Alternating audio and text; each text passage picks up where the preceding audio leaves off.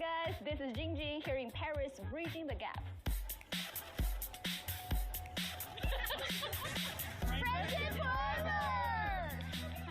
This year marks the 60th anniversary of China-France diplomatic relations, and Chinese President Xi Jinping is visiting France at the invitation of French President Macron. And this will unveil a new chapter of China-France relationship. What does the French people also tell to Chinese people? Let's hit the streets and find out.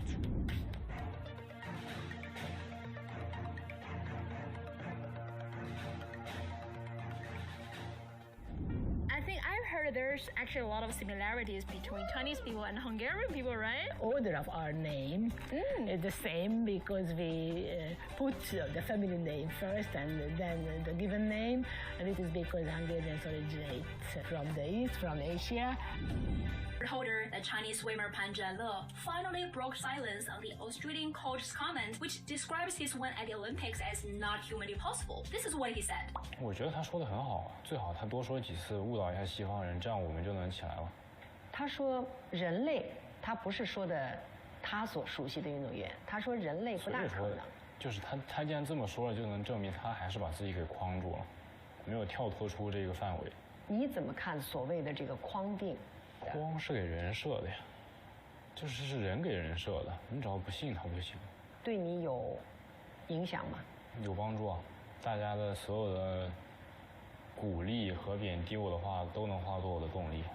Yes, if some ignorant people are still in denial, just let it be. They will eventually accept their lose 4 stages later.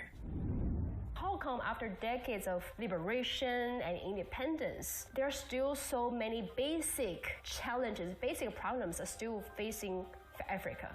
Very simple, straightforward explanation, which is the colonial legacies. And of course, a lot of people say, well, come on, colonialism is over. It's been, several decades since independence. But we have the unfinished business of decolonizing economic structures. But effectively, what it does is that it permanently locks us at the bottom of the global value chain. That was the role we played during colonial times. And unfortunately, that is the role we continue to play today. All the intervention and quote-unquote technical assistance and aid and cooperation we've seen from the global north has resulted in debt traps, has resulted in economic entrapment, have resulted in reproducing the colonial structures that they imposed on us as the place for cheap raw materials, as the consumers of their technology, and as the place where they outsource the obsolete technologies that they no longer need. China, on the other hand, came in with its standard foreign policy approach, which is we will not intervene in your internal affairs and we will not tell you what to do. And that puts the responsibility of cooperation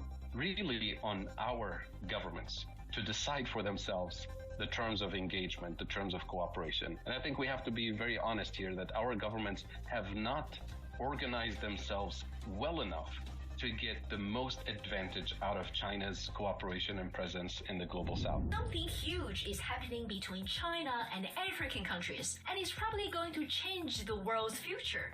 Leaders of 53 African countries, African Union, and other organizations are in Beijing from September the 4th to 6th to attend the 2024 FOCAC Summit. Thousands of delegates and guests from Africa are in China this month. Have you ever seen any other countries that can gather that many African leaders, roll out the red carpet, and show the highest respect to them? And why is it only happening between China and African countries? I want to cover the event as a reporter, so let me explain to you why it's important to all of us. This is the summit of the Forum on China-Africa Cooperation, or FOCAC, a multilateral coordination mechanism for China and the 53 African countries that have diplomatic ties with China. And under this framework, lots of life-changing projects and tangible benefits have been delivered to people both in Africa and China. Railways, airports, hospitals, schools, job creations, talents training. But the 2024 FOCAC Summit is a bit different. It is the largest in scale, with the most African leaders attending. And there's so many great outcomes from the summit.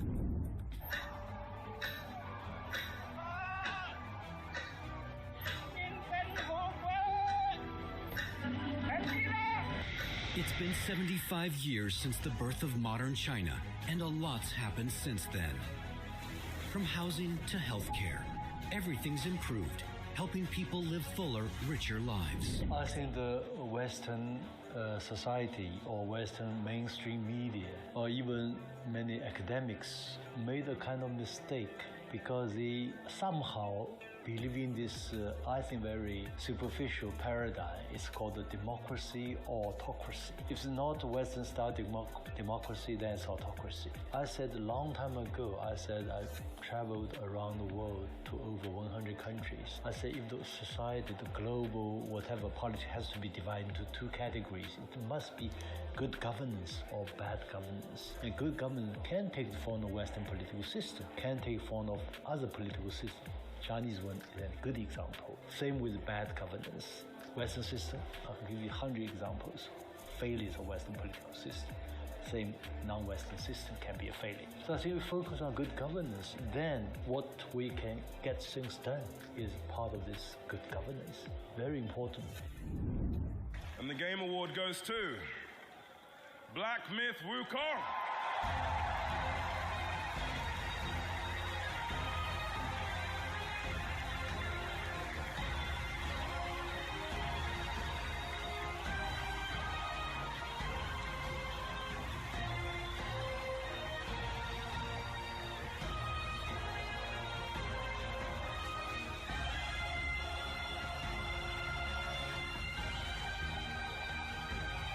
This scene from the game Black Myth Wukong touches Chinese players' heart deeply and reminds them of their painful history. Do you know why? This headless character is Bodhisattva Lingji, who sings in Chapter 2 of Black Myth Wukong. It may seem like a fictional character, but it's based on actual, countless, headless Buddha sculptures across China. Where are their heads? Well, they were cut off and plundered by foreign invaders, and now they are being exhibited in other countries' museums or became some people's private collections. UNESCO calculated over 1.6 million Chinese relics are in other countries' museums. The British Museum hosts the largest collection of Chinese relics overseas, 23,000, ranging from clothes, bronze, jade, jewelries, paintings, and you know how the British Museum got their exhibits. This is Tianlong Mountain Grottos, with over 1,000 years of history, located in Shanxi province. They are the symbols of China's stone carving art. But in the 1920s, these grottos were plundered and over 240 sculptures were stolen. Over 150 of them are scattered in Japan and several European countries. The good news is, in 2020, a stone Buddha head belongs to Tianlong Grotto Mountains was returned to China from Japan, and now China is trying every means possible to bring back the rest. In the clip,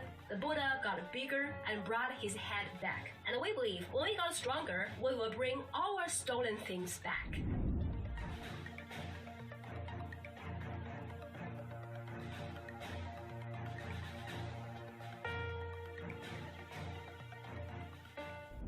Just unveiled big moves to support the global south and building a just world at the G20 Leaders Summit.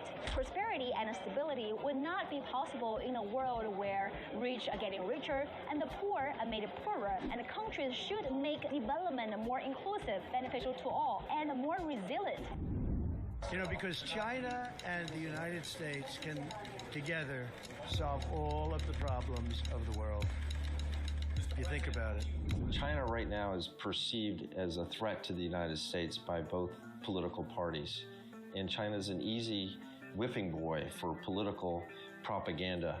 You know, it's easy to bash China as infringing on our rights and taking our jobs and whatever, doing all these evil things with TikTok and Huawei and blah, blah, blah. I think the rhetoric will die down as, one, after this election is over, first. Second, after we realize that our economy has been damaged by tariffs. China's rise from a very poor bicycling country to a country now that is the leading deployer of electric vehicles on the streets, or, you know, where there's so much prosperity that was unimaginable 50 years ago when I first came here. I've come to the conclusion, and most Americans probably can't even tolerate that I will say this, but that the Chinese system has worked for China.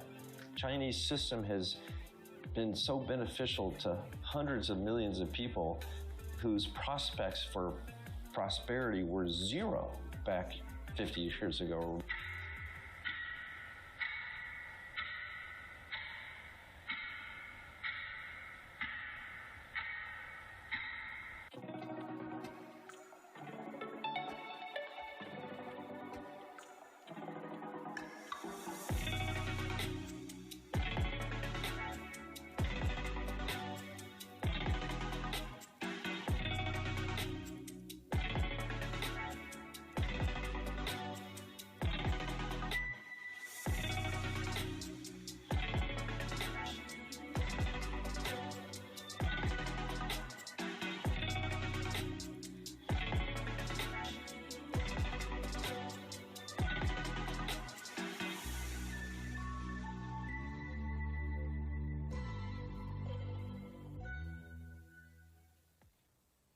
Hello, hello, hello. What's up, everybody? What's up, everybody?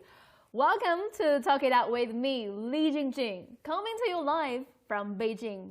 A good morning, good afternoon, and good evening to all of you who are joining this stream from all corners of the world.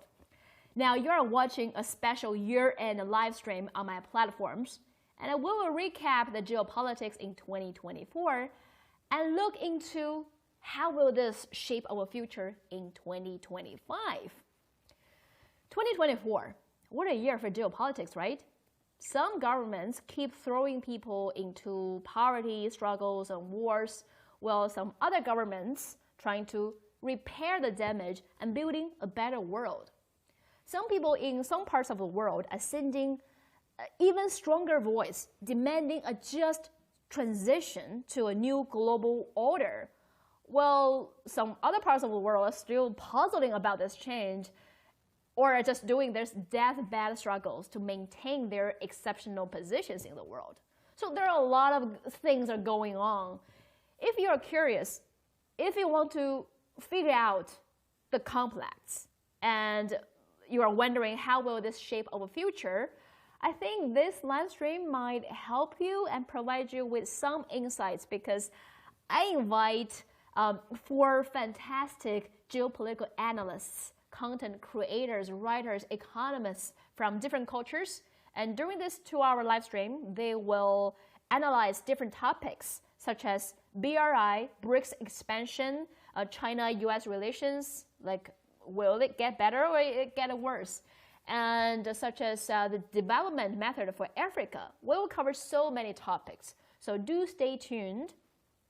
And as I mentioned, I aim to do this live stream for 2 hours. So get your popcorns ready, get your drinks and coffees ready because this is going to be fun. This is what I'm going to do in this 2-hour live stream. First, each of these guests will jump in one by one. Each of them will give their analysis. We'll have a fun discussion. And second, I will read comments from all of you, from all my followers and viewers, because in the past 2 years, I've received so much love and support from all of you. Some of you left messages telling me which episode, which topic you like, and you guys give me inspirations on what topic you want to hear. So seriously, honestly, your comments are one of the main motivations for me to continue to do this job because I get feedback. I know what I'm doing is right, is heard by many people from all corners of the world. Third, a few days ago, I asked your New Year resolution. So I want to share your New Year resolution later during this live stream. So get your popcorns ready. Okay, so let's jump into our first topic, Africa. Through my platform, I try my best to amplify African voices. In the past few years, I've talked to African scholars, experts from every country, Kenya, Tunisia, Zimbabwe, Nigeria, Congo, everywhere. And interesting, all these videos featuring African voices performed very well across platforms. Some became super trendy because many people, their voices are so rare on international media, especially on Western media. So many people said, well, it's refreshing to hear African perspectives to share, like, what are their struggles. And among them, one of the best performed videos is featuring my next guest. So without further ado, let's bring him on. His name is Fadhel Kaboub. Fadhel, are you there? Yes. My guest, Hi. Fadhel Kaboub, is... Yeah, sorry to interrupt. I will do a quick introduction about you because my guest, Fadhel Kaboub, is from Tunisia in Africa. He's an expert on the economy and a strong voice for just transition for Africa and the whole global south. So Fadhel, really welcome back to the show. Thank you for having me back on the show. It's always a pleasure. Do you know your video, our interview last time, performed very well? You know, it performed well, especially on TikTok. I made a short clip of you explaining the struggles for Africa on TikTok. So many comments, and if someone even find my work email and specifically send emails to me to like, you brought a fantastic expert to explain exactly why we are trapped. So your analysis really helped a lot of people, even within Africa, to figure out why we are here, what reason caused that. So I want to bring you back here again. Let me ask you the first question, because I think many people in the world already noticed there's a strong trend in the Global South demanding a transition, building a better world. But especially in the new world, the Global South will no longer be under colonial extraction. But that won't be an easy task. That will not be easy at all. So can you tell me some of the current challenges Africa and the rest of the Global South is facing? Well, look, I mean, Africa and the rest of the Global South have the biggest potential for economic development, for prosperity on the planet. Africa in particular is extremely rich in mineral resources, in renewable energy potential. According to IRENA, the International Renewable Energy Agency, Africa can produce 1,000 times its anticipated energy needs by 2040 with existing technologies, not with new innovations, and completely replace all the fossil fuel exports from the entire continent. So this should be perceived as a win-win. Yet, Africa attracts less than 2% of investment that goes towards renewables. Most of that investment is actually extractive, is to export either green hydrogen or green electricity to Europe and other parts of the world. And we've been denied access to the manufacturing technology to allow us to unleash that potential, using our own strategic minerals to actually manufacture and deploy the renewable energy infrastructure. So it's a puzzle. But if you add a geopolitical lens to it, you realize it's not a puzzle. You realize that this is intentional, because developing that renewable energy potential, turning Africa into a renewable energy powerhouse globally, means that the existing economic and trade and geopolitical hierarchy is disrupted, which means the dominant blocks, economic blocks, don't want to see that potential unleashed. They would rather extract the minerals, manufacture the renewable energy infrastructure elsewhere, and then export it to the African continent to, quote unquote, decarbonize our economy. And that's why I always say we can't decarbonize a system that hasn't been structurally and economically decolonized yet.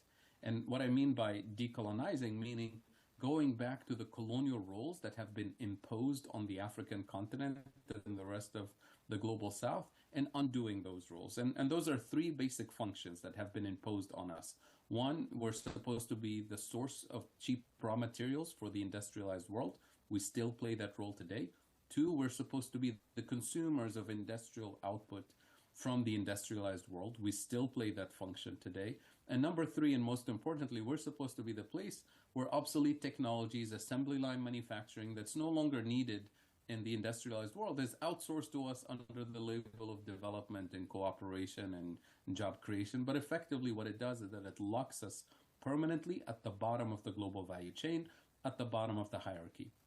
So what we're saying is there can't be no transition, no decarbonization, no de-dollarization also, and no democratization without a structural transformation that will undo that colonial function that was imposed on us. And that's really the gist of it. And when you look back at what happened at COP29, for example, in Baku, the fiasco of the climate negotiations, you realize that the COP was not really about climate. It was not about climate finance. It was about geopolitical hierarchies that are not meant to be disrupted. Because if the developing countries received what they asked for in terms of climate finance, transformative climate finance, high quality climate finance, we would have seen structural transformation of the kind that I'm describing, structural decolonization. And that's precisely what the developed countries objected to. So we ended up with, yet another climate negotiation that delivered nothing of quality to the developing countries, even though you have the legal case, the moral case, the historical evidence, the scientific evidence that says developing countries are owed a climate debt of transfer of financial resources, technological resources to unleash the potential for structural transformation for climate action. So at the end of the day, it's about power, it's about geopolitics, which is why I think this discussion and this live stream today is so timely for us to finally understand that moving forward as developing countries, we can't go into climate negotiations or debt negotiations or any geopolitical negotiations thinking that this is actually about climate or this is actually about debt or this is actually about financial architecture. This is about a power hierarchy that is not willing to be disrupted. So you have to walk into these negotiations with a leverage point, with bargaining chips that allow you to use your collective power to move the needle in the right direction, which means unity as a G77 bloc in particular, and knowing exactly what the key players in the geopolitical system actually want and what makes them tick, and how you can leverage your collective economic and geopolitical weight as a developing world, especially the African continent. That's how we will see progress geopolitically. That's how we can deliver justice. That's how we can deliver transition. That's how we can address all the major problems that we want to address. As you mentioned, I mean, people outside of Africa, from developing world, when they think of Africa, they may say, well, you know, many African nations are poor. But in fact, as you pointed out, Africa is not poor. Africa is so rich in natural resources, in food, in raw materials. African continent has everything. It can support like most of the world. But people are poor. They are like economically in poor conditions. And that's by design, as you mentioned. So can you tell us how the current economic structure, global economic structure, are designing to make Africa lock at the bottom of the global value chain? What are the problems it has been causing? Absolutely. I mean, if Africa was poor, we would never have been colonized. Africa was colonized precisely because it was extremely rich, and it continues to be on the receiving end of neo-colonial abuse and extraction, precisely because the continent is extremely rich in resources. We have the youngest labor force on the planet. We have all the strategic minerals that the entire world wants for the 21st century economy. And we have the largest renewable energy potential on the planet in terms of geothermal, solar, wind, and so on. So without energy, as you know, no economy can take off. And we have all of these ingredients.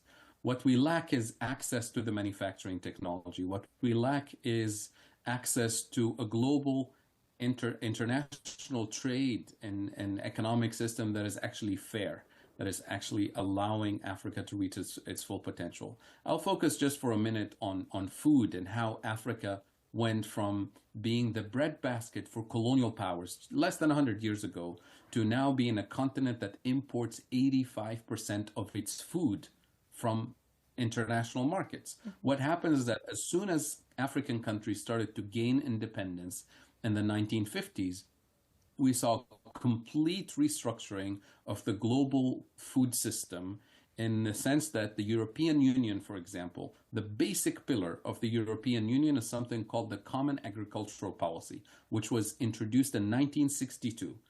And it was discussed first in 1955, as soon as African countries started to become independent. The Europeans said, we have a food security problem. We're so dependent on Africa, and this cannot continue. So they've invested in subsidizing agricultural production of core products like wheat and corn and soybean and barley and so on.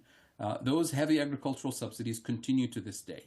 It wasn't obviously just Europe, it was also the United States, Canada, Australia, Japan, and the former Soviet Union also, which is why Russia and the Ukraine dominate the production of wheat and barley and corn and so on. So that made our farmers unable to compete with the cheaper corn and wheat that is coming from the major economic blocs, which means they were forced to switch from producing the core crops, which is what you actually need for your food security, to producing what we call cash crops for exports, like coffee and tea and tobacco and all the leafy greens and complementary items So now what we do is we export those cash crops, earn dollars, and then use those dollars to buy wheat and corn from other countries. The problem is that switch came with a very dangerous neocolonial concept that is called food security. Food security in the colloquial sense of the term is a nice thing. Well, of course, everybody wants food security. But the technical term, food security, means you secure the caloric nutrition of your people, either by producing the food yourself, or by buying it from abroad, which is what we do, or by borrowing money to buy it from abroad, which is what gets us into a debt trap, or even worse, by receiving it as food aid from abroad. Food aid is the worst thing you can do to your farmers because they can't compete with free food. And that's precisely what happened in the 60s. We received a lot of food aid, which was the last nail in the coffin of our food sovereignty. And that's how we've destroyed our agriculture and became food dependent, became economically dependent, and we went into a debt trap because one of the major sources of external borrowing today in Africa is for food imports. The second one is energy imports, and we can talk about that. But this is dangerous also ecologically because when you focus on producing cash crops for exports, what you do is you focus on the taste of your consumers and what they actually want to consume. So you start using non-native crops, which are not acclimated to your environment, which means you have to pump them with fertilizers, which you have to import. You pump them with pesticides so that they can survive a journey all the way to supermarkets and the global economy. Those pesticides you also have to import. And you have to pump them with water, which you don't always have because these crops are non-native to your climates, which means they're very energy intensive, water intensive, import intensive. And when you do that to your soil, fertilizers and pesticides for decades, you burn the fertility of your soil, which means your yields start to decline. And now you have to double down by bringing in more potent seeds and fertilizers and pesticides that you import. Even the seeds are imported. And that gets you into a deeper debt trap and further food insecurity. And that is one fundamental ecological, economic, and humanitarian problem that we've caused by restructuring the global economy as soon as we became independent. And that was by design, not by accident. So undoing this damage is not going to happen naturally. It's going to happen with the strategic transformation to invest in food sovereignty, not food security, food sovereignty and agroecology, which coincidentally happens to be an economic transformation solution, a transformation in terms of addressing one of the root causes of external borrowing, but it's also an environmental and it's a climate solution. So it's a win-win on both sides. And this is just one example of how decolonizing the food system is so fundamental to moving forward because no country, no continent can function without food, without energy, without manufacturing. This is one of those basic pillars. Yeah, food security, food sovereignty, as you mentioned before, I think it's very important for developing countries. And it's so disturbing for me to see so many developing countries in the global south. Like you mentioned, not just Africa, many countries in Latin America, they were also breadbasket for their own countries, for many other countries. They were so rich in agricultural products. But after a while, after interacting with, globalization and all this economic structures, global economic structures designed on them, somehow they need to import food. They became like from food sufficient to food like a deprivation. So you got to wonder what happened. Who designed this to put these countries poor, and where all those natural resources go? I mean, so yeah, it's really disturbing to see that. What's your solution? What's the way out from your perspective? Yeah, it's actually not a secret, because when you go back to trade negotiations, before the WTO, there was something called the GATT, the General Agreements on Tariffs and Trade. And at the time, it was made very clear by developed countries that they believe in free trade in everything but arms and farms. Free trade in everything except weapons and food. So agriculture was always put very clearly as a national security priority from a developed country's perspective. And it meant that they will subsidize their agriculture and they will dump their food surplus in the global south to destroy agriculture in the global south and force us to specialize in producing bananas and coffee and tea and tobacco, which is what they want because these are products that they can't produce. But then their corporations control the global distribution of bananas and coffee and tea and tobacco to this day, which is a colonial legacy. So this means that our countries, the global south, have to recognize that strategic investments in restoring food sovereignty is not just a national security or food security priority, it's a geopolitical priority, because when you can secure your own nutrition, you can walk into negotiations and you can have a leverage point by saying, this deal for climate, this deal for debt doesn't work for me, I'm going to walk out of this negotiation room. Today, we can't even walk out, because you walk out, you starve the next day, because there's a bunch of pressure points on you. But if you secure your own nutrition, if you secure your own energy, if you secure your own basic access to technology, then you can negotiate with leverage. You can walk away from a deal like this COP29 deal saying, sorry, this doesn't work, try again, right? Do better. Today, we don't have that. Now, how do we do this? No country on its own can do this alone. We have to recognize that food sovereignty, no country can produce everything today, especially with the impact of droughts and climate change and so on. Number two, renewable energy. Not every country can produce all of its energy. Not every country can manufacture and deploy the renewable energy infrastructure by itself. No country in the global south, with the exception of China and India, because of their size, because of the economies of scale, can actually industrialize. Industrialization requires economies of scale, which means you produce a large volume. You have to be the size of China, the size of India, to have the entire value chain under your control. The advantage that we have as an African continent is that we are the size of China. We are the size of India as a continent, not as individual countries.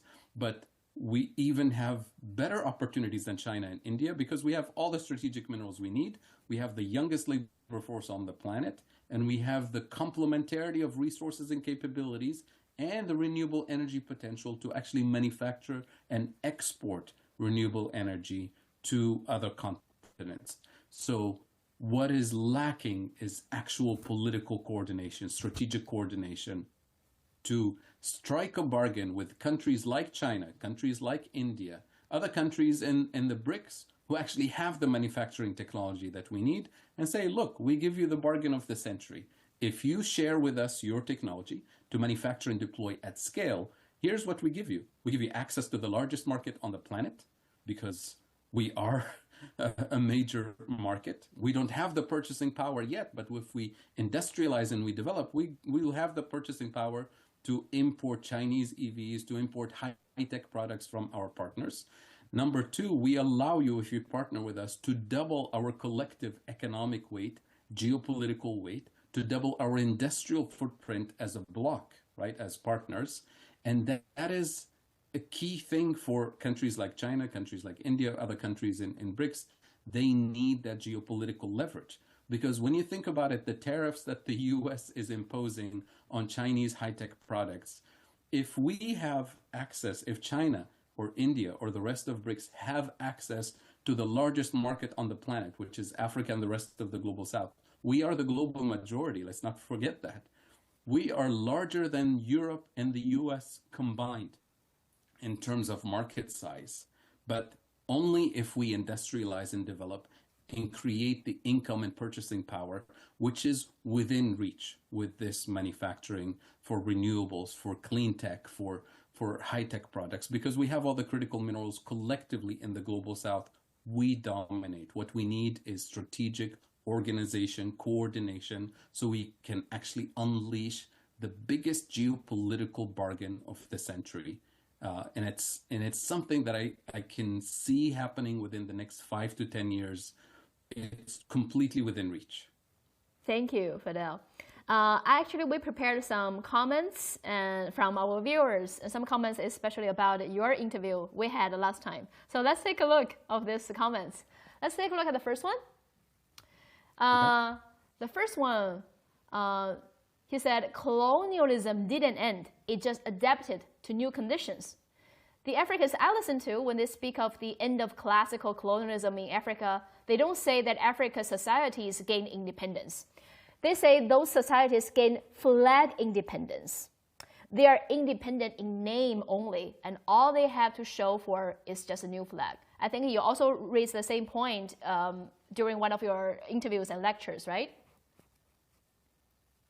Absolutely. I mean, the concept of independence and the kind of simplest sense of the term is when colonial troops leave and you have your president and parliament and flag and national anthem.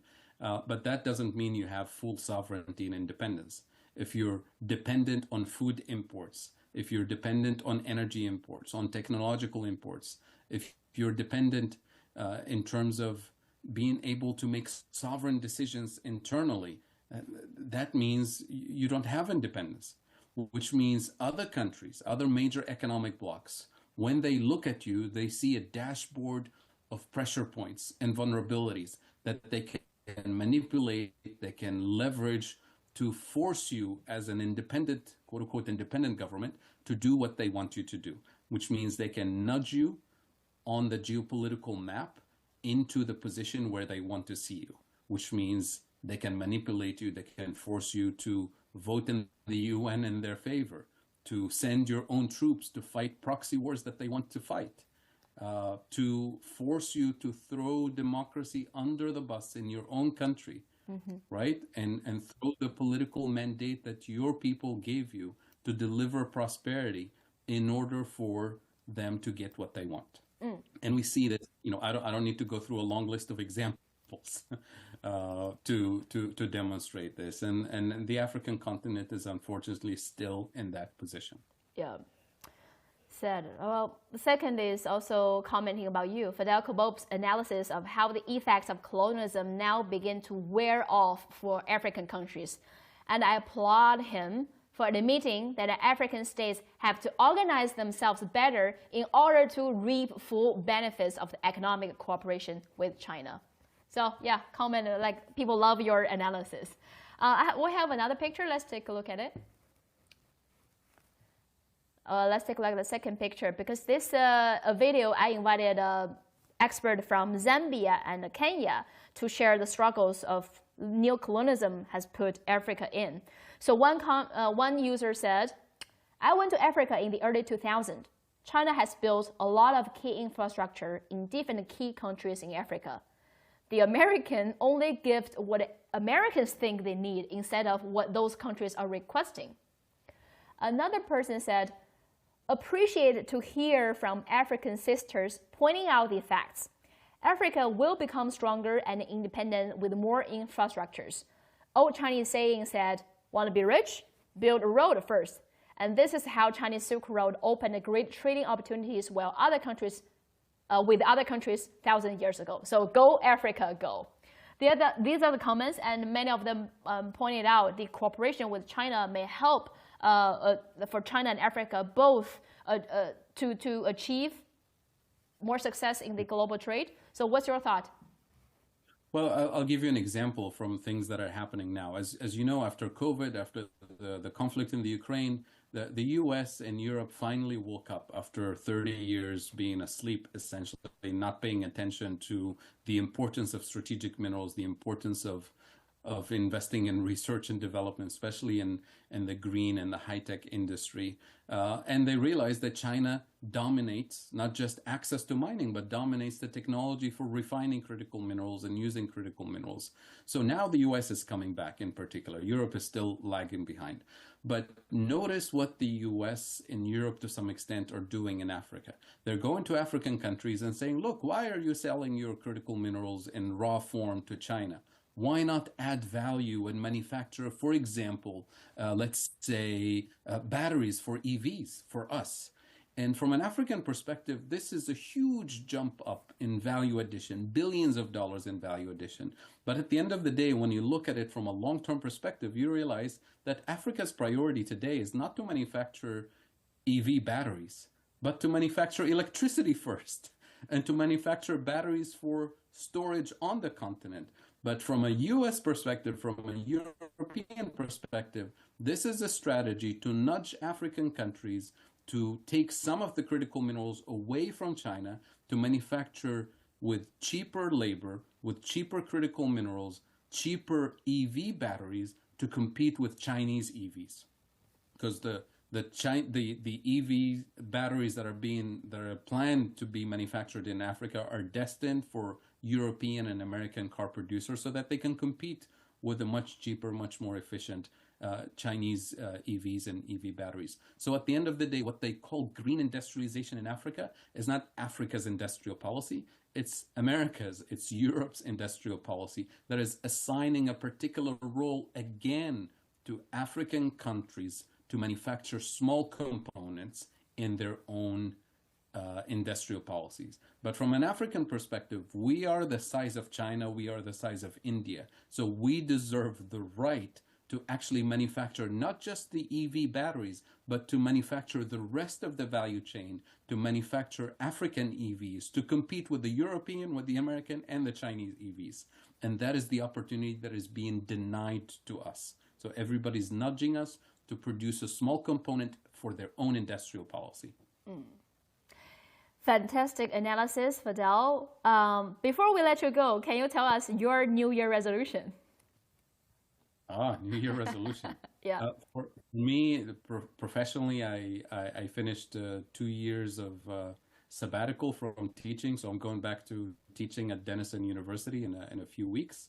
So I'm looking forward to that, and I'm looking forward to continuing the policy and advocacy work that I've been doing over the last 2 years to advance, an opportunity for the Global South, in particular for Africa, to lead a conversation about creating a new international economic order of peace, of justice, and sustainable prosperity.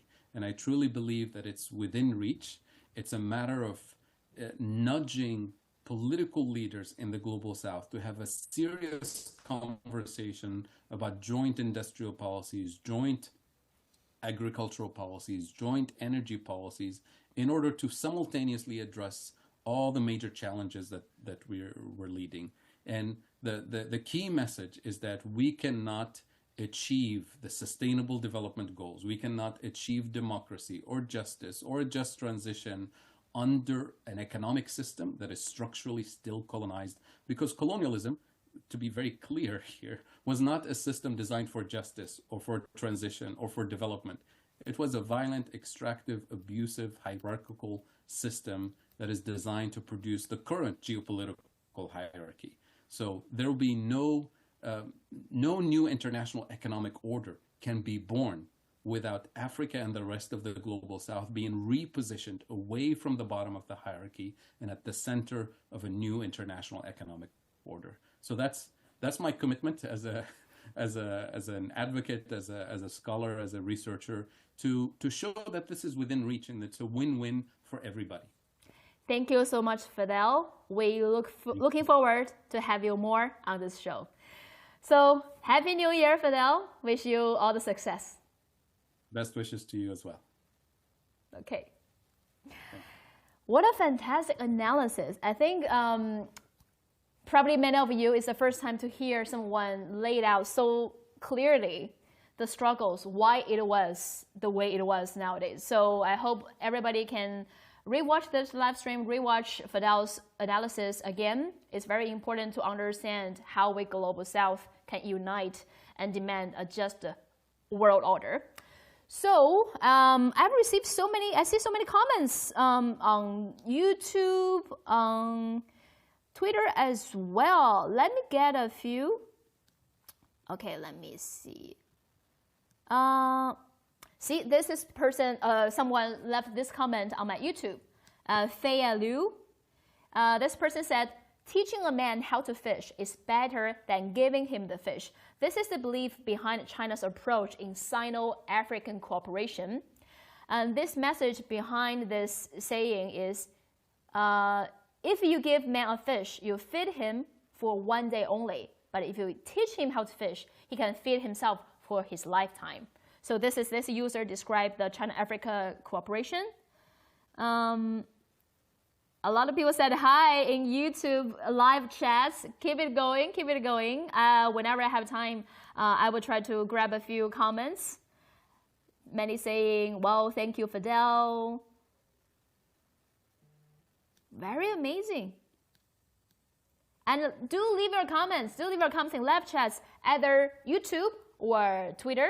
I will catch up in between the interviews. Very amazing. Well, man, I love that. I love the analysis that Fadhel just gave. It's truly eye-opening. I think our next guest is waiting, right? KJ, are you there? I'm right here. Okay, so let's jump into the next topic. Let me introduce KJ first. KJ Noh is a geopolitical analyst. He is a Korean American based in San Francisco. And KJ, welcome back to the show. How are you? I'm well, thank you. Pleasure to be with you. To those of you who don't know, last time KJ was on my show was in 2023 when I visited San Francisco. And we met in person, have this interview. We discussed how President Xi Jinping's meeting with President Joe Biden will have impact on China-US relations. And now, things changed. Trump administration will take office very soon, so we can discuss the possible impact of this new administration, what impact on China-US relations. I mean, the KJ, I hear different perspectives. Some believe both candidates are bad. Some do believe that Trump might be better for China because he's a businessman. Once he realized there are so many business between China and America, he may, be kind to China. What's your take? If you look at the cabinet that Trump picked, many are anti-China war hawks. So, I mean, it's like, I don't know, people are struggling to see the different sides. So what's your take on this? Well, Jingjing, I don't have any great insights. My view is also very conflicted too. I see that on the one hand, personnel is policy, and you see the ultra war hawks who are extremely anti-China, like Marco Rubio as Secretary of State. You have Peter Hegseth in Secretary of Defense. You have John Ratcliffe, head of the CIA. You have Lutnick. You have National Security Advisor Waltz. These people are all ultra hawks, not to mention, trade hawks like Lighthizer and Navarro and etc. So it is a very, very hawkish administration. It does not signal good things for China. On the other hand, it's true that Trump is more of a pragmatic businessman. He's being characterized as much more transactional. His ideology is more neo-mercantile in that he believes in constructing trade tariffs, but developing domestically and thinking of things in economic and business terms rather than some of the extreme hawks that, have characterized China as an existential threat, the greatest threat to humanity, for example, like Ratcliffe or Hegseth. So it's a balancing act right now. There are some mitigating people who might be less hawkish on China, but I think it remains to be seen. I think the important thing to understand here is that we should not let ourselves be distracted either by our fears or our desires. I think that we would all like to see more peace. I think we would all like to see de-escalation. But at the same time, I think that we look at the historical trend. There is tremendous momentum in the U.S.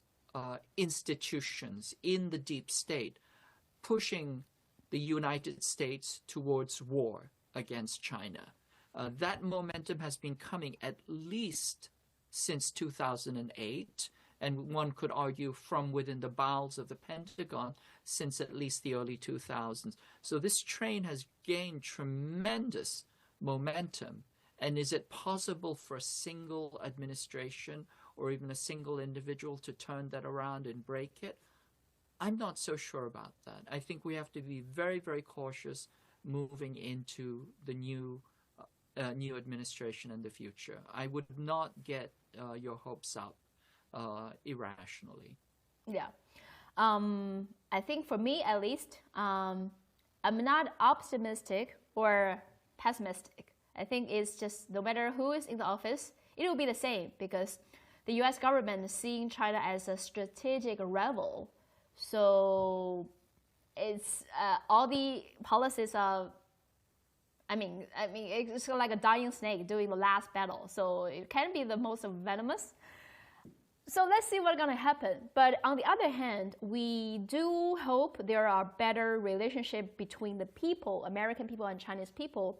And it's very refreshing, I'm so happy to see that more young Americans nowadays are seeking alternative media or information.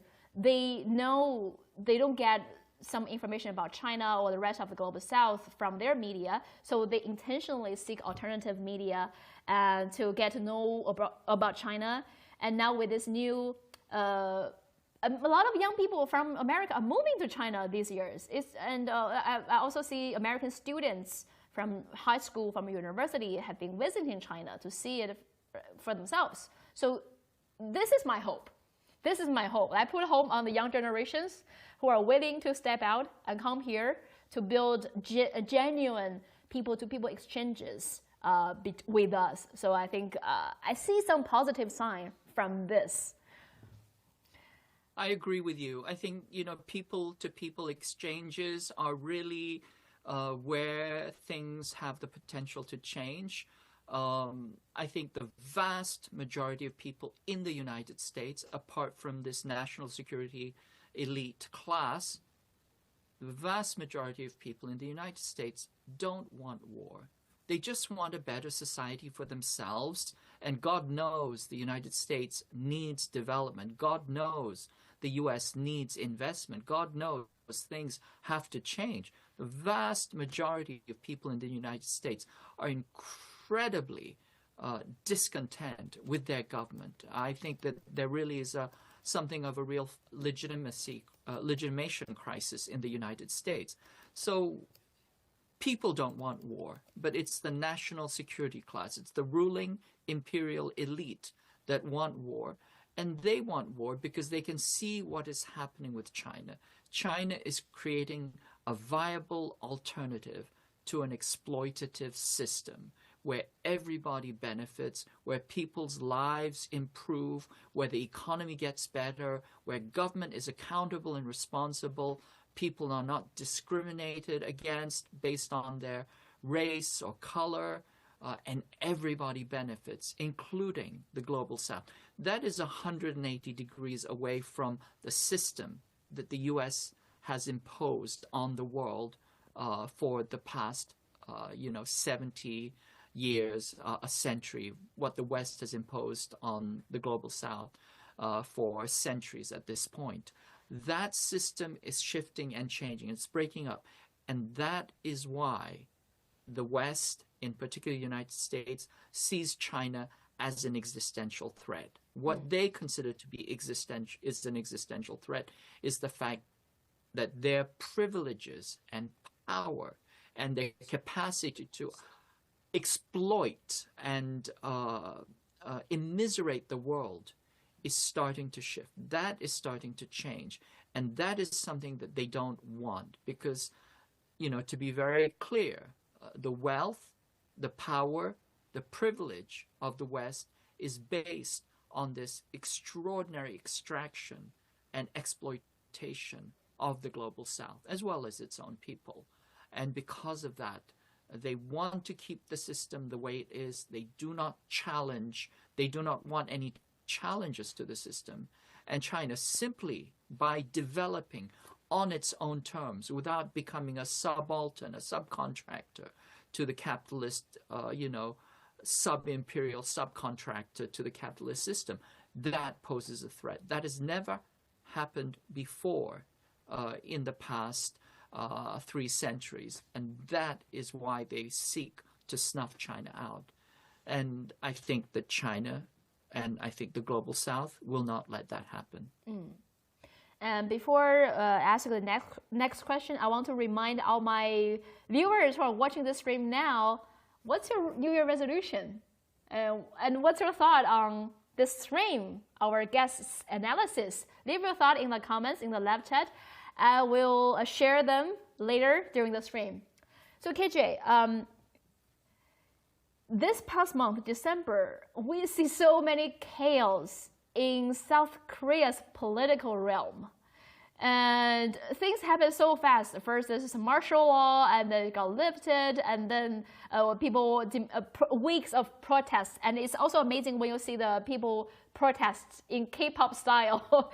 It's quite interesting. Like Korean people are protesting another level, but now that they want to impeach the president. So, as a Korean yourself, can you help us to understand what caused the chaos and where is it heading? Well, I mean, the first thing is, let's think of that K-pop song. The song that they're singing is actually Into a New World by a group called 소녀시대, Girls' Generation. And they're singing, we want to say goodbye to this repeated sorrow. What is this repeated sorrow that they want to bid farewell to? This is the cycle where the United States puts in a dictator, the Koreans overthrow the dictator, and the United States puts in another one. This happened 1948, 1960, 1972, 1979, 1980, 1987, and here 2015, and here we go again. Yoon Suk-yeol was Washington's man in Seoul. Nobody that I know of had any respect for him as a politician. He's a person who had never held elected office in his life until suddenly he became the American favorite because his policy, his foreign policy, was the exact mirror image of U.S. foreign policy for Asia. It was the U.S. Indo-Pacific strategy. It was a direct clone of the U.S. Indo-Pacific strategy. And because of that, Yoon Suk-yeol, who really didn't have experience, background, or even legitimacy, became the president of South Korea. When he became the president of South Korea, he said that I'm going to turn this country into a republic of prosecution, which is what he did. He was prosecuting unions, he was prosecuting peace organizations, he was prosecuting workers, the media, any and everybody, civil society itself. He was trampling it underfoot. And the U.S. was just continuing to praise him and saying, this man is the leader of a global pivot state that is leading, the fight of democracies against autocracies. And the next thing you know, he has declared himself dictator of South Korea by declaring martial law. When you declare martial law, you're saying that the country is now a military dictatorship. And we've seen this over and over and over again in Korean history. Since World War II, since the liberation of Korea, we've had martial law at least 12 times. This would have been at least the 13th time. And each time it happens, it means that people disappear, they're tortured, they're killed. We see mass graves. In previous times, we actually saw mass genocides, like in 1948, 1950s, and then all through the Park Chung-hee administration. I mean, this was just like a human rights catastrophe. It's one of the worst dictatorial states on the planet. Yoon Suk-yeol was trying to take the country right back there. The Koreans didn't want it. They ran out in their pajamas, tried to prevent the special forces from taking over the National Assembly, because the National Assembly has the right to vote down martial law. But the president sent troops to prevent legislators from trying to vote that down. Anyway, the legislators were inventive and enterprising. They jumped over the fences. The legislative aides barred the doors so the troops couldn't come in. It was like something out of a horror movie. You know, you're barring all the doors, trying to keep the zombies from coming in. And then finally they were able to rescind the martial law. And then they impeached the president for treason, for sedition, for insurrection. This is the current state of affairs. The president has been impeached for insurrection. The problem is, we can see that the PPP party, which is the ruling party, is now stonewalling and slow walking and doing everything they can, humanly possible, to prevent a genuine transition of power. Certainly, Yoon Suk-yeol has completely delegitimated himself. He claimed that he was some kind of democratic savior. Turns out he's just your ordinary, standard issue South Korean military despot. That's what he was aspiring to. The U.S. claimed that South Korea was some kind of, haven of democracy. Of course it wasn't. They were just putting out this propaganda because it served their geopolitical purposes. But right now, South Korea is in a deadlock. It is in this kind of constitutional crisis whereby the caretaker prime minister, his name is Han Duck-soo, is now going to be impeached tomorrow. There's a proposal to impeach him tomorrow in the National Assembly, because although he received the position of acting president, it's now come forth that he may have been highly involved in the conspiracy to declare martial law. Certainly, the defense minister has said that he wrote out a martial law plan. The defense minister has been arrested, but that he wrote out a martial law plan, gave it to the prime minister. The prime minister saw this, had no objections, convened a state council, and then next thing you know, South Korea is under martial law, and they broke all the protocols. Nothing was written down, no minutes, nobody has signed anything, and yet they went ahead and declared martial law. The prime minister enabled all of this. And so then the question right now in the National Assembly is, was the prime minister an accomplice to this? And then the second question is, if we impeach the prime minister, does it take a 50% vote, 150 legislators out of 300 to impeach him because he's just a government official, or does it take 200 votes because he is the president? Now, the prime minister / president wants to have it both ways.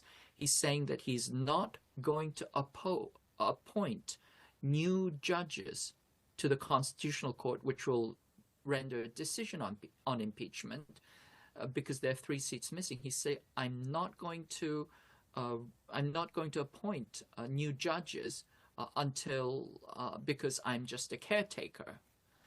And at the same time, they're arguing that he is the president and therefore he has to be impeached with a 2/3 majority. So there's a contradiction there.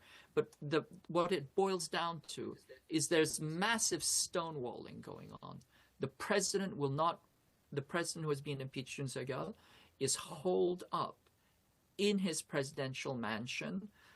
He has a detail, like a small army, guarding him.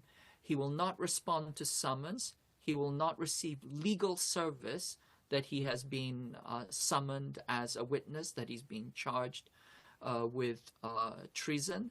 And he will not even allow any questioning. And so right now we have the president himself holed up in his residence with a small army. We have the National Assembly trying to impeach, not who has impeached Yoon Suk-yeol, but now is also trying to impeach his prime minister, the caretaker, who looks like he's simply continuing what Yoon Suk-yeol is doing. And then you have 3 investigative organizations, the police, the prosecutor's office, and the CIO, which all seem to be stymied in their investigation of this sedition case. And in the meantime, everybody in South Korea is in an uproar, because the more we hear about this martial law declaration, the more frightening and the more infuriating it becomes. What seems to be the case was, it seems like there was some kind of plan to trigger a war with North Korea and to use that as the pretext for starting martial law. Now, the fact of start triggering a war with North Korea is very, very critical, because one thing that people need to understand is South Korea is not really a sovereign state. It is a U.S. neo-colony. And the best example of the fact that South Korea is a U.S. neo-colony or a client state or a vassal is that the United States has operational control over South Korea's military the moment it declares DEFCON 3 or preparation for war. So, if we have a situation where the U.S. favored president declares martial law, uses the pretext of North Korea, of war with North Korea, as the justification for martial law, then what happens is South Korea's 500,000 troops, plus potentially 3.1 million reserve troops, fall immediately under U.S. operational control. In other words, we have a situation which primes the entire peninsula for war against China, and also creates tremendous moral hazard for this escalation to war. So it's a very, very, dangerous situation, precarious and high-risk situation in South Korea right now. Yeah. Thank you for guiding us through the chaos in the political realm in South Korea, KJ. And we also actually prepared some memes for you. I would love to hear your thoughts on this. Let's take a look at the first one. Okay. This is the reports from the Harvard Business Review. Several years ago, in 2014, they say why China can't innovate. And then China's new innovation advantage. And now US need to work with Europe to slow China's innovation rate. So can China innovate or not? Like decades ago, they said China can't. Now they want to catch up, and now they want to slow down. I mean, this is the typical Western experts, strategists, their way of looking at China is quite funny, but what's your thought? Well, it speaks to a deep and profound racism that has pervaded U.S.-China relations from the get-go, which is that the Chinese are not original thinkers. They're not innovative. They can only steal things. They steal all the technology, but nothing that they have in their own country in terms of technology or science is actually theirs. And of course, this is completely absurd, because if you look throughout history, the Chinese have been continuously and endlessly inventive. I mean, they invented porcelain, which is probably one of the most important technologies in use today. The Chinese invented porcelain 3,600 years ago. The West invented plastic, and plastic is destroying the planet in less than 1 century. Porcelain is still being used, and it's still sustainable, and it's one of the greatest. So we've been doing green transition, green energy since 3,000 years ago. Yeah. Exactly. I mean, that's why we call porcelain China, right? You know, it's kind of the best example of a sustainable technology. But you think throughout the centuries, you know, the Chinese invented a form of vaccination called variolation almost a millennia ago, and it was standard practice 500 years ago. And now, you know, they were far ahead of the pack when it came to dealing with COVID, for example. People don't understand this because they've been so propagandized here, and they were forced to take, you know, these mRNA vaccines that had never been tested on humans before.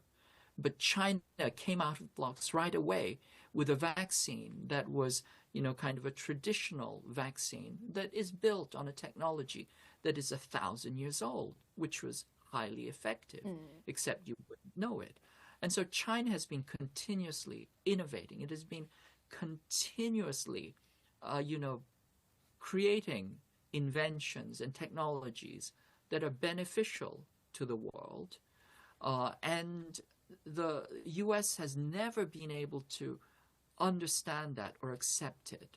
And so this is why you have this trope that China stole everything. It stole its way to the top.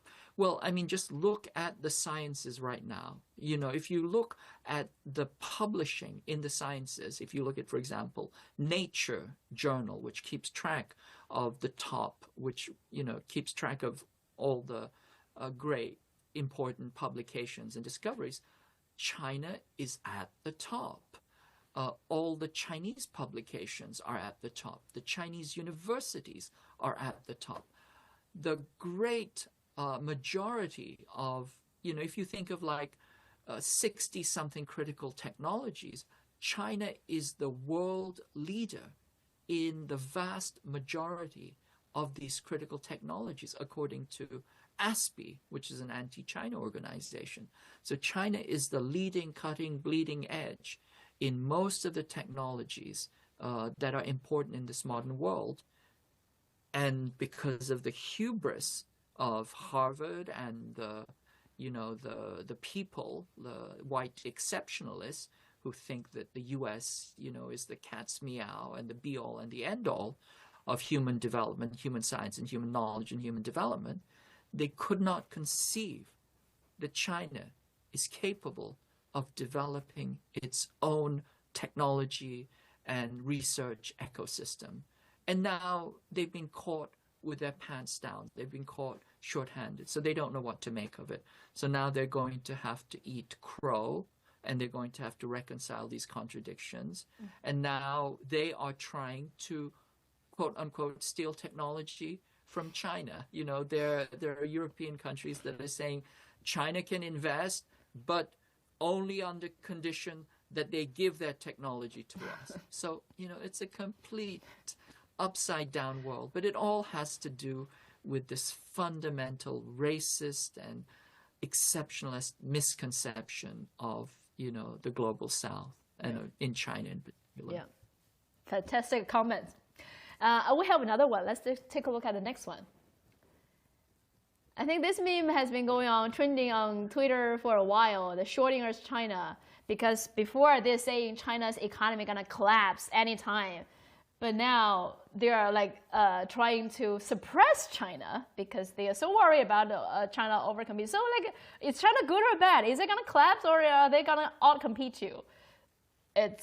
Well, I think this almost, just like what you said in the first, reacted to the first meme, is deep down racism. They don't think China can win. So now they are just cannot keep their narrative straight. Yeah. You know, when the U.S. first engaged with China, their belief, and this, you know, this has come out in, you know, journals like Foreign Policy, their engagement with China was a kind of soft regime change operation. They believed that if they engaged with China, they could pull a Soviet Union on China. That is, they could essentially kind of undermine it, corrupt it from inside, and then absorb it and buy up all of its state-owned corporations and essentially just turned it into one large extractive workshop and resource. That was the U.S. approach to engaging with China. And so it was a collapsist doctrine or an absorptionist doctrine. And in 2008, the Western financial system collapsed and China didn't. And people like Hank Paulson had to go to China, hat in hand, asking for a bailout, trying to get China to help them. And that's when the daggers came out against China. They realized that China was not going to collapse, that it was actually more robust, it was more, resilient and well-planned and well-designed, that it, had its own method of developing, which was not a capitalist method, because capitalist systems tend towards collapse. They trend towards monopoly. That monopoly trends towards financialization. Once you have that financialization, you essentially hollow out your own economic system and you exploit people to literally, you frack them down to their bones, and then you have a system that just collapses in on itself. China is not that system. It's a system that is its own hybrid economy, which is based on socialist planning and the notion of, lifting up the common good and building public wealth and increasing, improving the economy for everybody. And that is not supposed to work in the Western capitalist imaginary. You are not. Socialism is not supposed to work, right? It has to collapse like the Soviet Union, or it has to be impoverished like Cuba and North Korea. Never mind the fact that they've been artificially impoverished because they've been sanctioned to death. But this notion that China has to collapse because of the inherent contradictions within a system is a deeply held belief that is also deeply contradicted. Because, for example, when the Trump administration made demands of China in their first original trade war, it was a trade war in two phases. The first phase was, increasing tariffs and increasing Chinese consumption of American goods. The second phase was a demand on China to change its system, to get rid of its SOEs, state-owned enterprises, to literally give up on its socialist ideals and socialist plannings. That was the second part of the Trump trade war. And so here's the question. If China is going to collapse on itself, then why are you asking China to change its system when it should just collapse by itself? Why are you arguing, which is what they argued, why are you arguing that China's system gives it an unfair advantage? The unfair advantage there is good governance and its socialist planning. And that's the piece that they can't understand. On the one hand, they want to say that that leads automatically to collapse because that's their worldview. And on the other hand, they're saying that China is getting ahead because it is a socialist planned economy. And that is unfair to us, and we can't stand that, inequality and unfairness. There's a deep contradiction and something that cannot be resolved, which is why China will continue to do its own thing, and the U.S. will continue to criticize and attack and flail, and hopefully it won't try to escalate to war. But we can see clearly the flailing and the criticism happening. Yeah. Thank you so much, KJ. Always a pleasure to have you on to hear your view. Thank you for sharing your analysis on China-US relations and the chaos in South Korea. We do hope we won't go to another war, and I do hope more people from America, from Western countries, from global North, come to visit us to see China for yourself and see how it's different from what you've been told. So thank you so much, KJ. Absolutely. Yeah, thank you. Have a good evening. Absolutely. Seeing is believing. Seeing Yes. is believing. I encourage everybody to go to China and see for themselves. Do not believe the propaganda. Yeah. Thank you so much, KJ. See you next time. Thank you. Yeah. Wow, fantastic comments, right? So I see so many comments going on live chat. Let me get some. Okay, this person is Umar Mogul from YouTube. This person said, my New Year resolution is to visit every part of China and her culture. Yes, please. Like me and KJ just mentioned, come here, visit here, see for yourself, make friends with us. And I don't know where you're from, but many countries now have visa-free policies with China, or at least several days of transit visa. So it's much easier than before to come here. And let me see the next one. G. Shep from YouTube. I am American. I never experienced the true peace and happiness until I went to China. Really? Wow. I want to hear your experience in China. What happened to you? What did you see? G. Shep? Tell us more in the live chat. What did you experience in China? What kind of true peace and happiness that you saw? Oh, also from YouTube, Jack Reacher 885. When I read up on China, I'm full of hope and happiness. Thank you. I think that also a huge difference of culture, because in China we do have a positive attitude towards many things. I'm a very positive person, as you can see. So I always try to find the positivity in everything.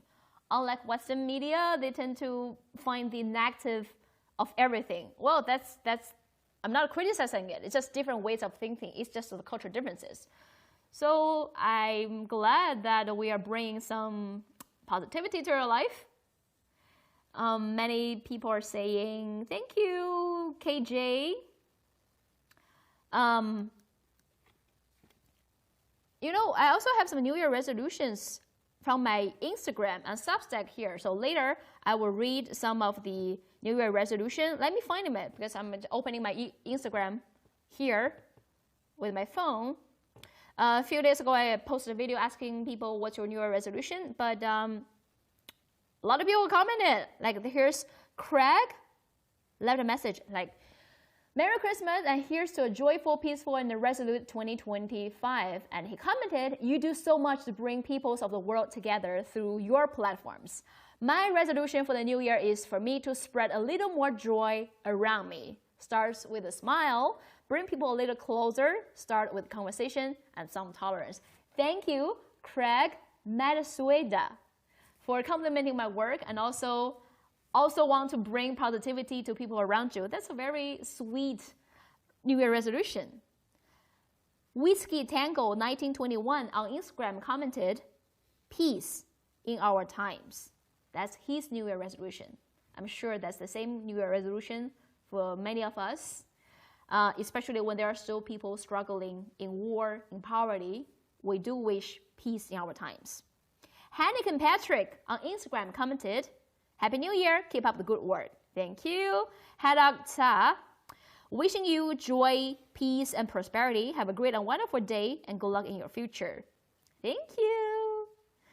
Holy Smokes 2323. He said, my New Year's resolution is to educate myself about the truth and understand how China has succeeded where the West has failed. Thank you. And it's so refreshing to see people from around the world are curious about how China made it. And I think that China's success also somehow, in a way, helped them to realize how the West has failed. Give Sodium on Instagram said, my New Year resolution is to read more Michael Parenti. Michael Parenti, I'm sure many of you know him. He's a writer, historian, socialist, Marxist writer, and he has many great works about Global South. I do recommend you to do the same, to read some of the Michael Parenti's work. More comments coming in. Yes, please throwing in your comments and your New Year resolutions. Carl's 4948 on YouTube said, US cannot stand that China is more innovative than the US. Of course, the West think they are superior to the rest of the world. That is the reason they colonize other countries. Also from YouTube, Sarah Reloaded on YouTube said the West is declining rapidly, considering relocating to China before it's too late. Interest in Western affairs is warning globally. BRICS nations are strengthening and de-dollarization gaining momentum. You want to move to China? Welcome. You know, interesting. I do see a lot more people from literally every continent moving to China since 2023. I met a lot of Latin Americans, Africans, Europeans, North Americans. Many of them came to study at the graduate school. Many came here for tourism, and some made a bolder move, moving to China to work here. So there are a lot of opportunities. So if you're curious about China, if you want to know more about China, how about starting with moving to China or traveling to China? If you just want to travel, it's also fine. Many European countries now have visa-free policies with China. You can just grab your passport, board the plane, and come here, have a 15 or 30 days of visa-free travel. That'll be cool. So if you're coming to Beijing, let me know. We probably can meet in person and have a wonderful chat. So thank you for all these comments. Now we all have a 10 minutes break. But during this time, keep sending your comments, keep sending your New Year resolution. After the 10 minutes break, we will have two more guests. Ben Norton and Mimi Zhu, two wonderful content creators and geopolitical analysts. They will join us in the discussion after the break. So right now, let's have a break, go to the restroom, prepare your popcorn and drinks. See you in 10 minutes.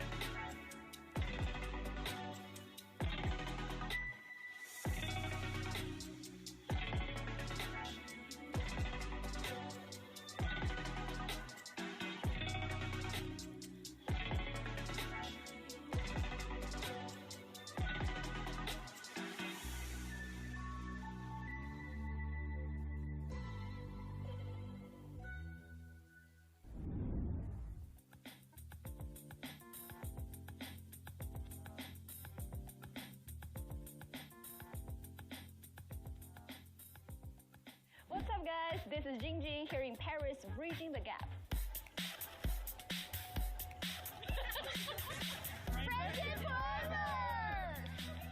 This year marks the 60th anniversary of China-France diplomatic relations, and Chinese President Xi Jinping is visiting France at the invitation of French President Macron. And this will unveil a new chapter of China-France relationship. What does the French people want to tell to Chinese people? Let's hit the streets and find out.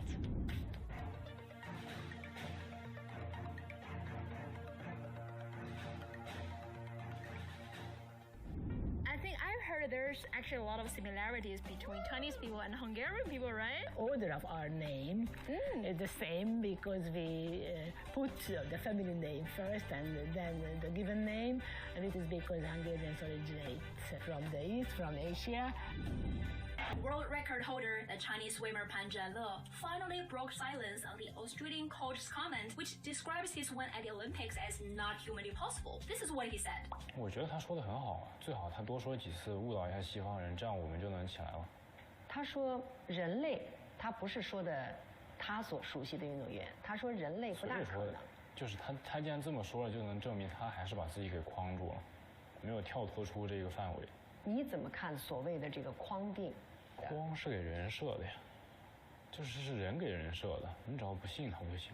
对你有影响吗？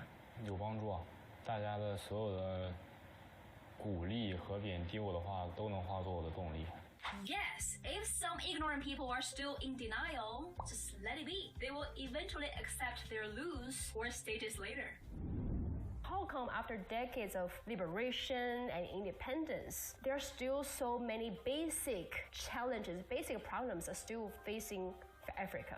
Very simple, straightforward explanation, which is the colonial legacies. And of course, a lot of people say, well, come on, colonialism is over. It's been, several decades since independence. But we have the unfinished business of decolonizing economic structures. But effectively, what it does is that it permanently locks us at the bottom of the global value chain.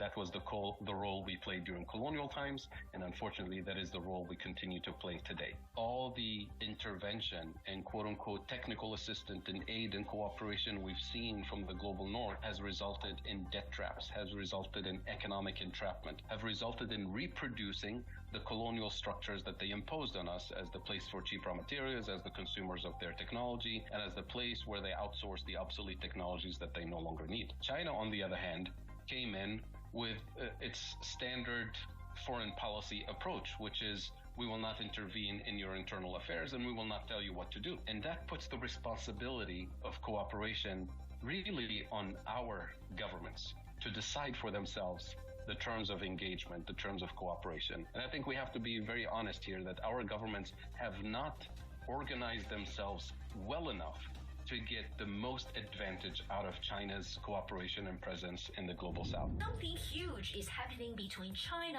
and African countries, and it's probably going to change the world's future. Leaders of 53 African countries, African Union, and other organizations are in Beijing from September the 4th to 6th to attend the 2024 FOCAC Summit. Thousands of delegates and guests from Africa are in China this month. Have you ever seen any other countries that can gather that many African leaders, roll out the red carpet, and show the highest respect to them? And why is it only happening between China and African countries? I want to cover the event as a reporter, so let me explain to you why it's important to all of us. This is the summit of the Forum on China-Africa Cooperation, or FOCAC, a multilateral coordination mechanism for China and the 53 African countries that have diplomatic ties with China. And under this framework, lots of life-changing projects and tangible benefits have been delivered to people both in Africa and China. Railways, airports, hospitals, schools, job creations, talents training. But the 2024 FOCAC Summit is a bit different. It is the largest in scale, with the most African leaders attending. And there's so many great outcomes from this summit.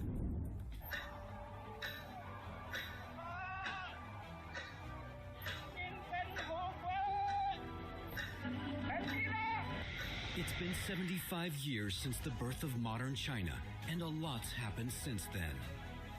From housing to healthcare, everything's improved, helping people live fuller, richer lives. I think the Western society or Western mainstream media or even many academics made a kind of mistake because they somehow believe in this, I think, very superficial paradigm. It's called the democracy or autocracy. If it's not Western-style democracy, then it's autocracy. I said a long time ago, I traveled around the world to over 100 countries. I said if the society, the global, whatever politics has to be divided into two categories, it must be good governance or bad governance. And good governance can take the form of Western political system, can take the form of other political systems. Chinese one is a good example. Same with bad governance. Western system, I can give you 100 examples. Failures of Western political system. Same non-Western system can be a failure. So I think we focus on good governance, then what we can get things done is part of this good governance. Very important. And the Game Award goes to Black Myth Wukong.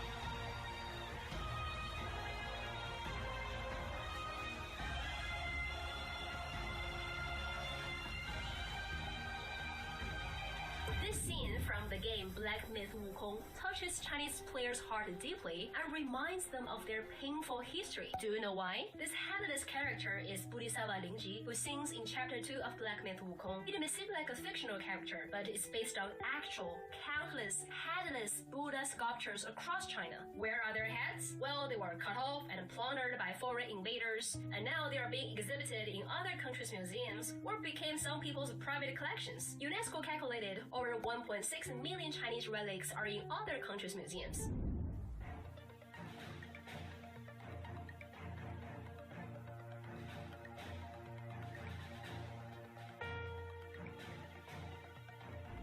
Just unveiled big moves to support the global south and building a just world at the G20 Leader Summit. Prosperity and stability would not be possible in a world where rich are getting richer and the poor are made poorer, and countries should make development more inclusive, beneficial to all, and more resilient. You know, because China and the United States can together solve all of the problems of the world. You think about it. China right now is perceived as a threat to the United States by both political parties. And China's an easy whipping boy for political propaganda. You know, it's easy to bash China as infringing on our rights and taking our jobs and whatever, doing all these evil things with TikTok and Huawei and blah, blah, blah. I think the rhetoric will die down as one, after this election is over, first. Second, after we realize that our economy has been damaged by tariffs. China's rise from a very poor bicycling country to a country now that is the leading deployer of electric vehicles on the streets, or, you know, where there's so much prosperity that was unimaginable 50 years ago when I first came here. I've come to the conclusion, and most Americans probably can't even tolerate that I will say this, but that the Chinese system has worked for China. Chinese system has been so beneficial to hundreds of millions of people whose prospects for prosperity were zero back 50 years ago.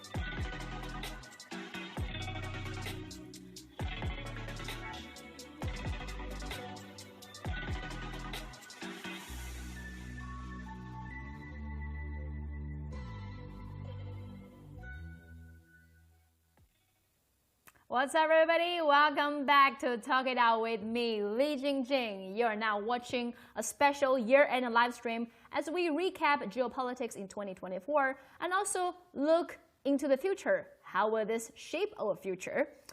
And in the first 1 hour, we had two fantastic guests share with us their analysis on how Africa and the rest of the Global South were designed to stay at the bottom of the global value chain. Also, that's from Fadhel Kaboub, an expert on economy and on the Global South.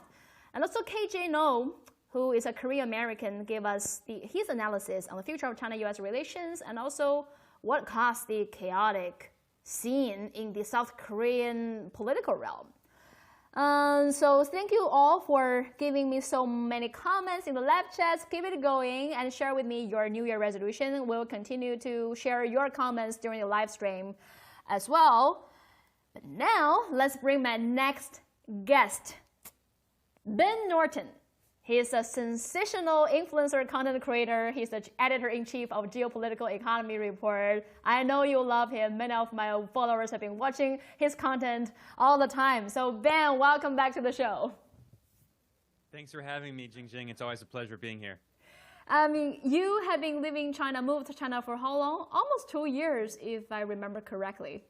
Yeah, like a year and a half. A year and a half. Okay, time really flies. I remember just talk to you when you just moved to China, and now it's almost like a year and a half. Can't believe it. Let me ask you first, share with us your experience living in China. You know, many people, even during the interview with KJ, And during the live chat, many people was thinking about it. Maybe moving to China is an option. Maybe going to study or travel to see it for yourself is an option. And I do notice there's this growing trend from people from every continent moving to China. And you're the one who did it. Share with us some of your observation about how Chinese society run, what's the daily life like, and maybe some of the China's governance is how is it different from other countries? Well, it's been a great experience. One of the best decisions I've made in my life. Very eye-opening. I mean, of course, China has 1.4 billion people, and each province is like a pretty big country. And when you consider all of the big provinces together, China is basically a continent. And yet, in the West, there's so little good information about China. Most so-called China experts in the West have spent very little or even no time actually here. Maybe they've visited a few times. Many of them don't speak Chinese. Most of the people they know are, you know, some of the elites in Hong Kong, and they don't really like mainland China. So they're in these little bubbles that don't represent average Chinese people.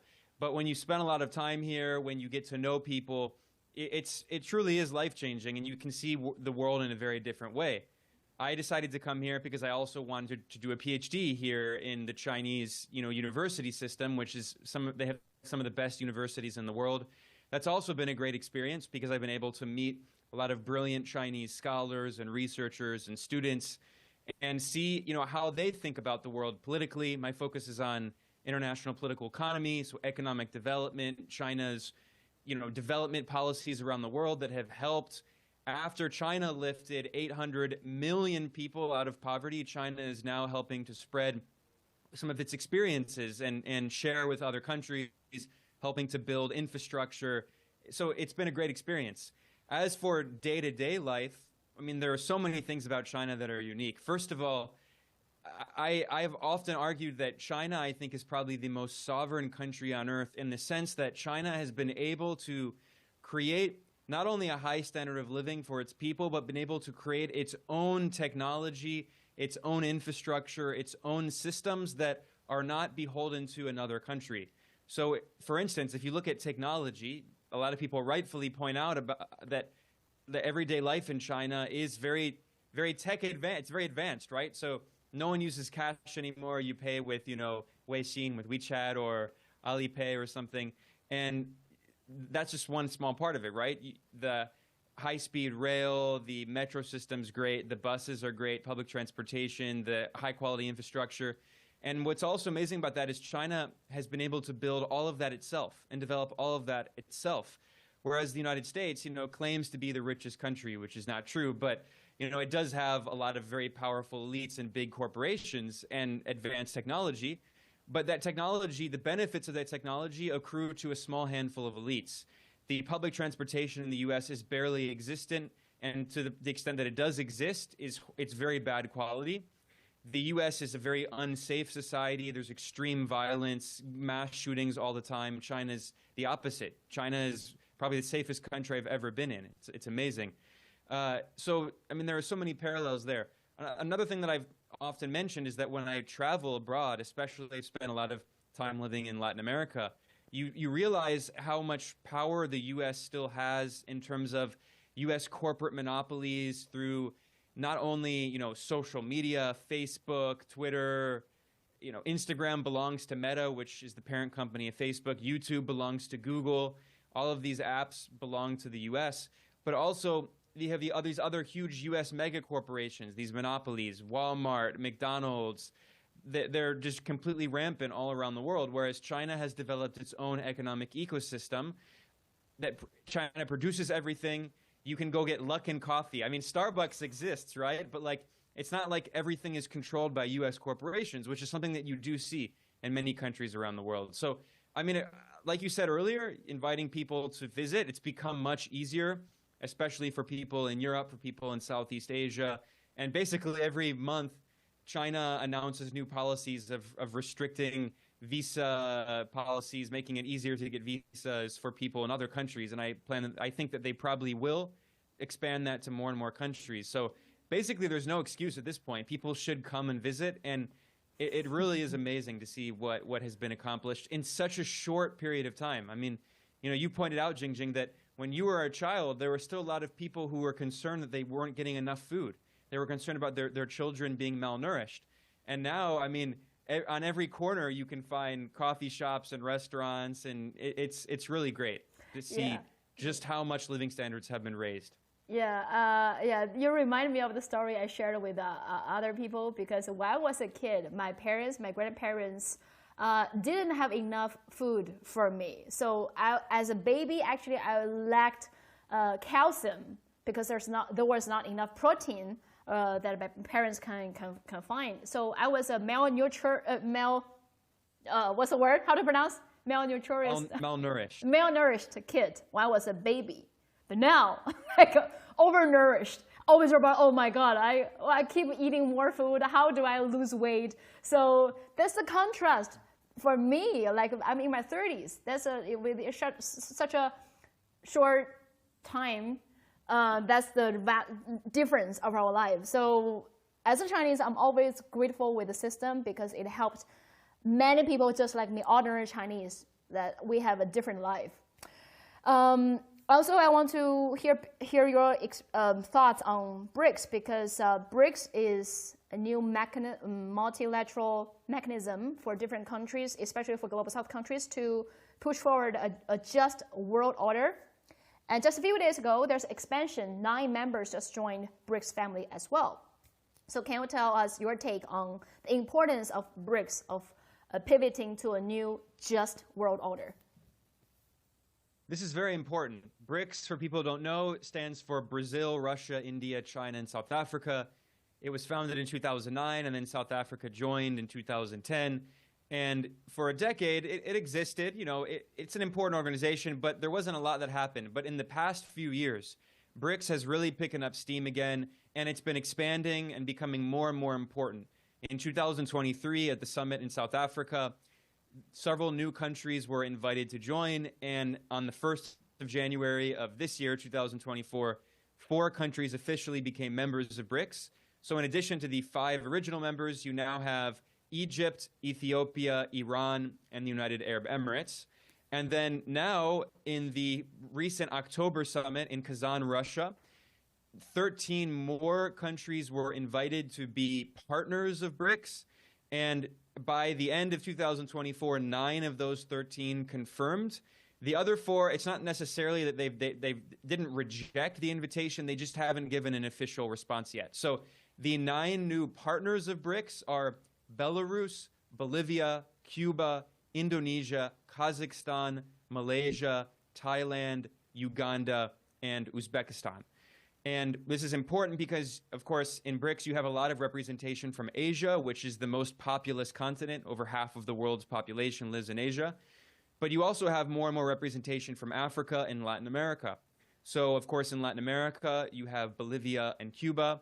And in Africa, you also have Uganda, and Nigeria and Algeria have been invited. They haven't given a response yet, but Nigeria is the most populous country in Africa. Ethiopia is the second most populous country, and Ethiopia is now a member of BRICS. So it's expanding, and it really is an important platform for the Global South. Now, I think a lot of people kind of misunderstand BRICS because there are internal political differences, of course, but I think what brings countries together in BRICS is a common pursuit of a more democratic world order, especially a more democratic financial order. And you had on the great economist Fadhel Kaboub talking about the importance of decolonizing the international financial system. The international financial system that we have today was essentially designed by the United States toward the end of World War II at the Bretton Woods Conference in 1944, in which the U.S. was essentially given control over the system. The U.S. dollar was made the global reserve currency. The U.S. was given veto power in the Bretton Woods systems, in the IMF and the World Bank. And the U.S. has used its privileged position in this system to essentially weaponize the dollar, to weaponize the financial system, to try to punish countries that pursue alternative paths of development, especially socialist countries, but also countries that, had nationalist policies and tried to control their own natural resources and didn't want U.S. corporations to dominate their natural resources. So we've seen that today, 1/3 of all countries on earth are under U.S. sanctions, which are illegal according to international law. They are unilateral coercive measures. Furthermore, 60% of low-income countries are suffering under U.S. sanctions. And we've seen, for instance, countries like Cuba, which is now a partner of BRICS. Cuba has been suffering under an illegal U.S. blockade for more than 60 years. And every single year at the United Nations General Assembly, every single country on earth, except for the U.S. and Israel, but every other country, 98% of UN member states, vote to condemn this illegal U.S. embargo and demand that it ends. But it never ends because the U.S. has control over these financial systems. They can suffocate countries like Iran, like the DPRK, like Venezuela, like what happened in Syria. One of the main reasons for the collapse of the Syrian government is that the economy was in free fall. There was hyperinflation. Army soldiers were getting paid almost nothing. The U.S. crushed the Syrian economy. So what is the way out of this situation where one country or a small handful of countries can weaponize the financial system? There needs to be an alternative. And despite the political differences between, India and China and Brazil and Cuba, despite these political differences, what draws these countries together is the desire for a more democratic international order, because the current system that exists is not democratic. The U.S. loves to talk about democracy, but essentially, the U.S. has a financial dictatorship.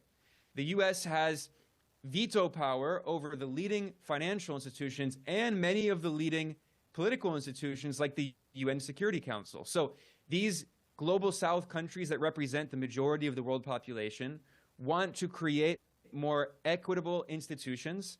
And one of the ways of doing that is creating alternative development banks like the New Development Bank, which is the BRICS Bank, creating an alternative to the IMF, which BRICS has, which is still very much in the early stages, but they're developing it.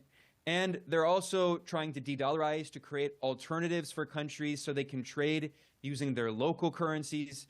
More than 95% of trade now between China and Russia uses Chinese renminbi and Russian rubles.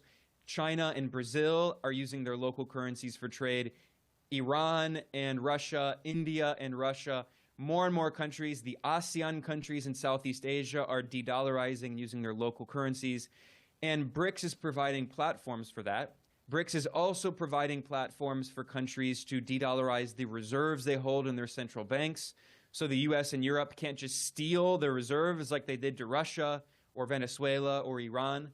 So there are so many very interesting things and important things happening inside BRICS. This is just one platform, of course. There are other platforms, but I think there's a reason that more than 30 countries have expressed interest in BRICS. It's because they really want an alternative. They can see that the current world order does not serve their interests. It serves the US-led West's interest at the expense of the global majority. And that's why now, as of the 1st of January of 2025, BRICS will have 9 members and 9 partners and will continue expanding. And BRICS now represents 1/2 of the entire world's population, about 4 billion people, and represents 41% of global GDP and is growing. It's really amazing. Yeah. I don't know how many people realize this because, U.S. or Western countries always say their system is the best, capitalism is the best. But actually, no, like America, many even say, well, America experienced many financial crises, but still it didn't collapse, it's going well. But one of the reasons the U.S. can maintain that, not collapse, is because through the dollar as a global reserve, they can export their crisis to other countries, global South countries, developing countries, and inflate their market, raise the rate, and so all the capital just flow back to America. So basically, the U.S. System is feeding on developing countries as the blood bag. So that's why their system, it's not because they have the best system, it's because of the global South development countries has been the blood bag supporting them, with the other countries, rest of the world, living in horrible conditions, impoverished because of the dollarization as the global reserve, and all this system. So many people don't understand economy, probably don't realize that. It's not a system. It's designed to maintain this hegemony over the world.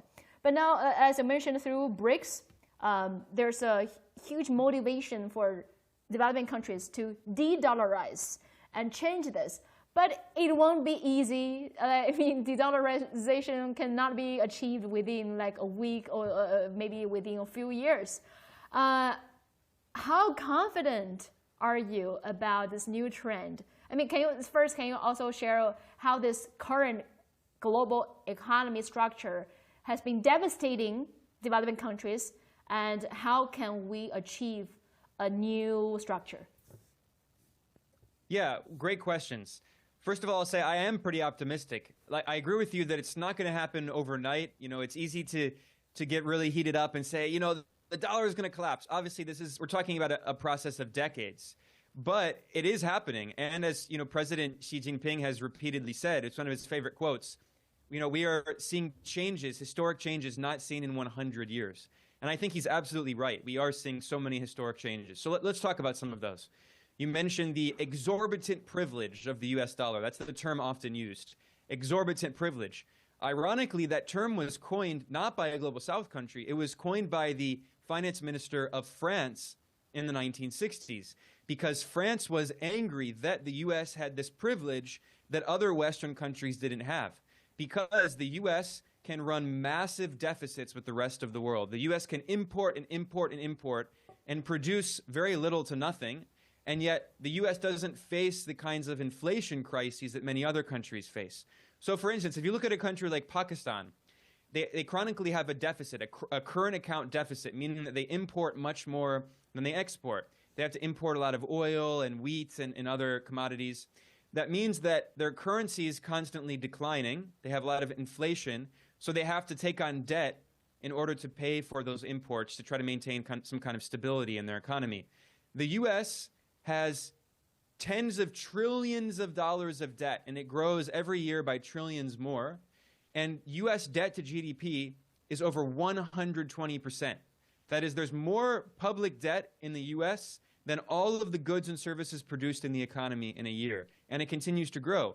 And yet the US doesn't face these kinds of problems that a country like Pakistan faces, because there's so much demand for the US dollar, because it's the global reserve currency, because the US designed the financial system in a way that guarantees demand for its currency. So, you know, now politicians in the US scapegoat China, they blame China. But this is the system that the US designed because it benefited Wall Street. So yeah, the US has deindustrialized because US companies found out that the best way to become rich is not by actually industrial production, it's through speculation in Wall Street. So now the US stock market represents over 70% of the market capitalization of all of the world's stock markets. So the US became the banker of the world because the dollar is the reserve currency. So what happens, a lot of people have lost good manufacturing jobs, unionized jobs, because a lot of these companies didn't want to have unions, so they moved abroad. It's not China's fault. This is the fault of this is the greed of the US capitalists who didn't want to provide good jobs for their workers, and the government encouraged that under Ronald Reagan and then under Bill Clinton. It was bipartisan. But now, of course, that entire history has been erased, and now they just blame China, ignoring all of these policies in the neoliberal era. So how has this dollar system also hurt developing countries, you know, the majority in the global south? It's also hurt them because, as you mentioned, because the US dollar is the global reserve currency, US monetary policy affects the entire world. So in a country like Brazil, if they have inflation, you know, their central bank can raise the interest rate to try to bring down inflation by increasing the cost of borrowing money. Well, the US has had inflation recently because of supply chain disruptions due to the pandemic, and the US central bank, the Federal Reserve, raised interest rates at an unprecedented scale since the late 1970s. However, because there's so much global demand for the dollar, it's needed for the global financial system, that means that those US interest rates affect the entire world. And now what we've seen across the global south is more and more countries have seen their own currencies fall drastically against the US dollar. This is causing a lot of inflation, and it's making it very hard for countries to pay off their debt. So across Africa in particular, we have so many people who want to have better lives, but their currencies are drastically falling, their paychecks are falling, and their countries have huge amounts of debt that are held in dollars, they're denominated in dollars, and they can't print dollars. And their currencies are falling against the dollar because of U.S. monetary policy. So we've seen Ghana and Kenya and Egypt going through debt crises. And then what happens is you have a country like Kenya needs a bailout, and the IMF steps in, which is dominated by the U.S., and they demand structural adjustment, privatization of state-owned enterprises, cutting social programs that help people. And this is a thing we've seen again and again. It happened in Latin America. It led to the so-called lost decades in the 1980s. And it even happened to South Korea in 1997, 1998 in the East Asian financial crisis. By the way, mainland China was not affected by that financial crisis because it has a very different system, a state-controlled financial system. They have not allowed these kinds of greedy financial speculators from destabilizing the economy, which caused so many crises around the world. So what we're seeing today is a serious debt crisis in many global South countries because of the monetary policies of the U.S., because of the role of the U.S. dollar. And finally, what we've also seen is that the U.S. and the financial institutions that it dominates, like the IMF and the World Bank that are largely run by U.S.-trained economists, they have encouraged global South countries for decades to borrow on capital markets, to sell sovereign bonds to investors on Wall Street, to what are known as vulture funds that buy up debt, often distressed debt for pennies on the dollar, and then they use the U.S. justice system to sue countries like Argentina, demanding that they pay them billions of dollars in profit. Well, what we've seen is that over time, these countries in the global South have been pressured or even forced to borrow in capital markets. And today, 61% of the external public debt of low-income and developing countries it's owed to private lenders, these kinds of big hedge funds and vulture funds and asset managers like BlackRock. And now what that means is that it's very difficult for these countries that are facing debt crisis right now to actually deal with that by trying to have a haircut for their lenders. Their lenders don't want to take a haircut. Their creditors don't want to take a haircut because they're making money off of this. They don't want to lose money.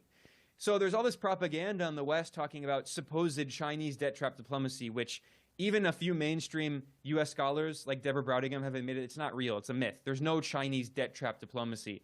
But that's actually a distraction from the Wall Street debt trap, from encouraging these countries to take on dollar-denominated bonds sold, backed by financial institutions on Wall Street. And now we see a horrible crisis in some of the poorest countries on Earth. And the U.S. wants to say, don't look away, don't look at what's actually happening, we're just going to blame China. And you just mentioned like Chinese mainland was the one escaped from the global financial crisis. You know, that just reminds me, everything that the West or capitalism attacking China for not, either its government involvement in certain areas or doesn't allow privatization of certain industries. Everything they attack China is because they cannot just freely come to China and exploit and dominate economy. So it's funny, whenever they attack you, that means you're doing something right because they cannot dominate you. Okay, Ben, I prepared some memes for you. I would like to hear your take as well. So let's take like the first one. Okay. I mean, that's the two mentalities. I mean, the statement from the foreign ministers from China and the US. China is always saying lose-lose is not a rational choice, and win-win is the future of mankind. While Blinken said, if you're not at the table in the international system, you're going to be on the menu. Feels like win-win or cooperation is a foreign concept to some Westerners. Yeah, unfortunately, and it's because we have to look at the kind of government we're dealing with, right? The U.S. government and some Western other governments in the West are fundamentally different from the Chinese government. The Chinese government is run by a communist party that has to act on behalf of the people of the country, and it does so because as soon as, they don't, that there are protests and then they have to respond. And what's funny is when there are protests in China, the government immediately responds and does what the protesters are asking for. We saw this with the end of the COVID restrictions. We saw this with, for instance, the issues in the real estate bubble, and so many people have had issues with real estate. In the US, we see people protest. Like, for instance, we saw in 2021, there were big protests over police brutality, right? And what was the response? 2020, there were big protests. And what was the response? Instead of reducing the budget for these police departments, like the New York Police Department, which has a larger budget than the military budget of North Korea. I want to emphasize this point. The New York police budget is more than the military budget of North Korea. And yet, instead of reducing the budget for police and giving that money to education and healthcare, they increased the police budgets in the US. So literally the US government does the opposite of what people are demanding for in protest. And it's because, again, in China, yes, there are some rich people, but the government acts on behalf of the working class majority. And as Deng Xiaoping said, yes, we will allow some people to become rich, but the idea is to pursue common prosperity. Everyone should have a prosperous life, not just a small handful of oligarchs. In China, if you are rich, but you go against the law, if you go against policies that hurt, if you engage in policies that hurt people, you will face consequences. In the US, you'll become president. I mean, look at Donald Trump. In the US, you will be given a position in the cabinet. Donald Trump's cabinet includes 12 billionaires, including Elon Musk, the richest man on earth. Donald Trump's cabinet right now includes people who want to eliminate the Department of Education. They don't want a Department of Education. They want to cut spending on healthcare. They want to cut spending on food stamps. But meanwhile, they want to increase the military budget. The problem in the US is that you have a government that is entirely accountable to oligarchs, to big corporations. So in the US, big corporations control the government, whereas in China, the government disciplines and controls the corporations. They're completely different. They're the opposite. So it's not a surprise, unfortunately, that in the West we see these kinds of policies and this idea that you cannot have win-win cooperation. You can't have win-win cooperation when your government is controlled by corporations and the only thing they care about is maximizing their profit and destroying all of their competition. What's funny is they actually don't want competition. We see this with China. China now has some of the best technology companies in the world that are making very high-quality, low-cost electric vehicles and solar panels and semiconductors. So what's the response of the US government? People like Elon Musk asked for tariffs. Elon Musk said in a phone call, he said, which is funny because he has a lot of investments in China, so he's been very careful, but he also said to his investors, he said, if we don't have tariffs on Chinese EVs, they will destroy us because they're the best EVs in the world. And what happened? The US put 100% tariffs on Chinese electric vehicles. So in the US, you have a system that is entirely controlled by money. And in China, you have a system that can actually put the interests of the people first. And that's why you can engage in win-win cooperation. Because yes, you can make a deal that doesn't maximize profit at the expense of everything else. You can still profit, you can still benefit, but the other side can also benefit. And this is why so many people, especially in the global South, are looking to China as a potential partner to develop, to look for investment, because they understand that they're not simply looking at just destroying everything and just trying to suck out all of the profit and wealth, like we see in the US with, private equity funds, where not only are they exploiting the world, they're even cannibalizing the US economy. Private equity funds are buying up big companies like Toys R Us and Red Lobster and destroying them and then selling them for parts. And that's unfortunately become the business model in the US. Incredible comments. And let's take a look at the next one. We have another meme. I posted it on my Instagram, and this is the image that's been circulating on social networks for a really long time, but I posted it again during the fall of Syria, because it's just disturbing seeing media again and again calling wars and bombing one nation after another. We will never do that here in China. I don't know whether any other countries do the same, but it's just horrifying, disturbing to see this kind of headlines going on New York Times years after years. So what's your thought? I can't see the meme. I can only see you. Oh, okay. So, okay. So this is the, the headlines of all the New York Times.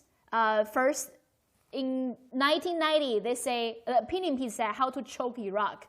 And in 1998, they say, bombing Iraq isn't enough. And then again, 1998, American bombs makes Iraq stronger. And bomb North Korea before it's too late. Bomb Syria even if it's illegal. And to stop Iran's bomb Iran. Just bomb one country after another. What the heck? So and by the way, I think that last article you mentioned, to stop Iran's bomb Iran, I think that was John Bolton who wrote that, right? That's one of his famous articles. Yes. And John Bolton was promoted to becoming the national security advisor under Trump, the top U.S. national security official. So, I mean, these are not just random people writing articles. These are people who become top U.S. government officials. And it's very sad and it's very sick. I mean, the U.S. has engaged in wars around the world. In fact, I did a report 2 years ago, the data is from 2022, that showed that since 1991, the end of the Cold War, when the U.S. claimed that there was going to be peace and so-called Pax Americana, from 1991 until 2022, according to the U.S. government's own data, the U.S. military engaged in 251 foreign interventions. 251 in just 3 decades. I mean, it's crazy. If you look at a map of countries where the U.S. military has intervened, it's the majority of countries on Earth, including all countries in Latin America. It's incredible. And then we see in the media, just so flippantly, without any concern, people talk about, oh, we need to bomb another country, we need to destroy another country, with no concern for the consequences of the people on the ground living in these countries. According to Brown University, which has a very important project called the Cost of War Project, they estimated that U.S. wars after 9/11 in the past 3 decades have caused 4.7 million deaths. 4.7 million deaths, and tens of millions of people have been displaced, made into refugees. So, I mean, the U.S. has caused so much chaos and suffering around the world. Meanwhile, China has not been involved in a war since 1979. In our lifetimes, China has not been at war. China has been a force for peace in the world. And China has been trying to encourage countries that are rivals to come together and sign peace treaties and have rapprochement, which is exactly what happened between Iran and Saudi Arabia. And China has tried to do the same in other conflicts, like in Ukraine and Palestine. And the U.S. is pushing for more war and fueling these conflicts. And of course, U.S. corporations in the military-industrial complex have made tons of profits off of this. And top U.S. military contractors are some of the best performing companies in the U.S. stock market. In fact, if you look at the return on investment for U.S. companies in the military-industrial complex, they actually have a larger return on investment than the market overall and the S&P 500. So they're some of the most profitable companies. And meanwhile, those companies, those military contractors, they fund politicians who win elections in the U.S., and over 90% of candidates running for the House of Representatives with more campaign contributions win the election. And here we have in the Trump administration, of course, this is bipartisan. It's true under Democrats as well.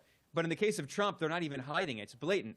Donald Trump's Deputy Secretary of Defense in the Pentagon will be a billionaire who has gotten rich off of Pentagon contracts. Mm-hmm. And of course, Elon Musk has also gotten billions of dollars of contracts. So, I mean, the system has become so corrupt, but these politicians are funded by the companies that profit from waging war around the world. And unfortunately, millions of people have died because of that. Yeah.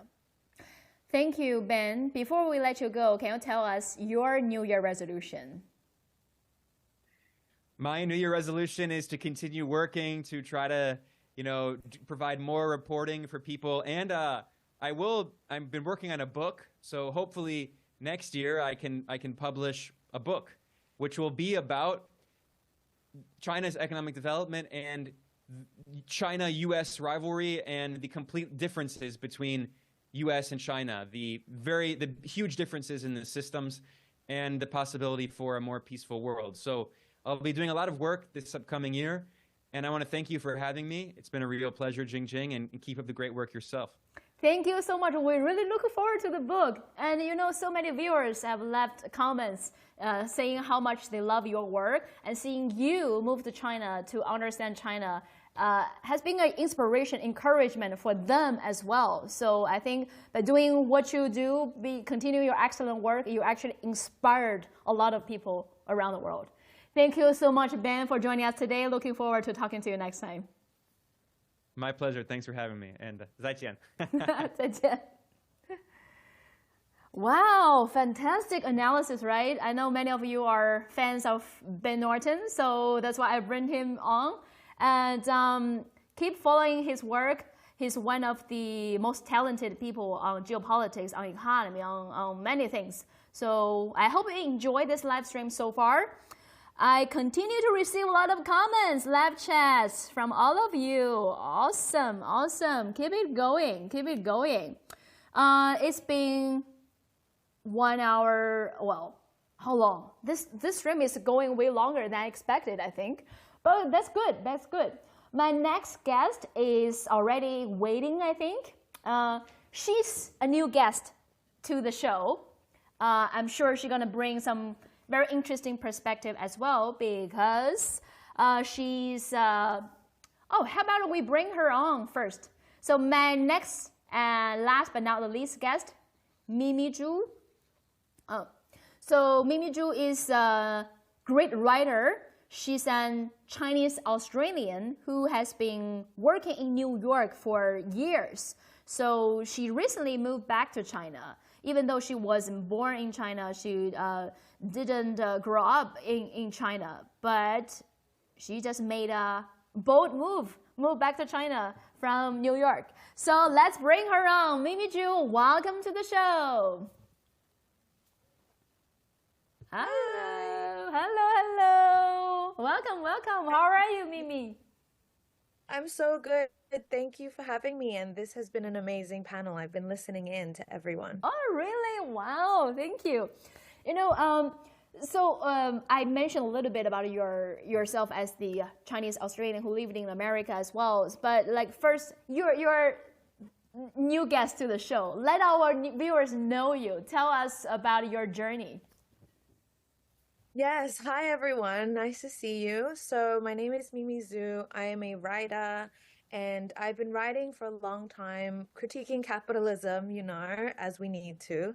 I was living in New York for about 8 years, but I'm originally born in Australia, though I am Chinese.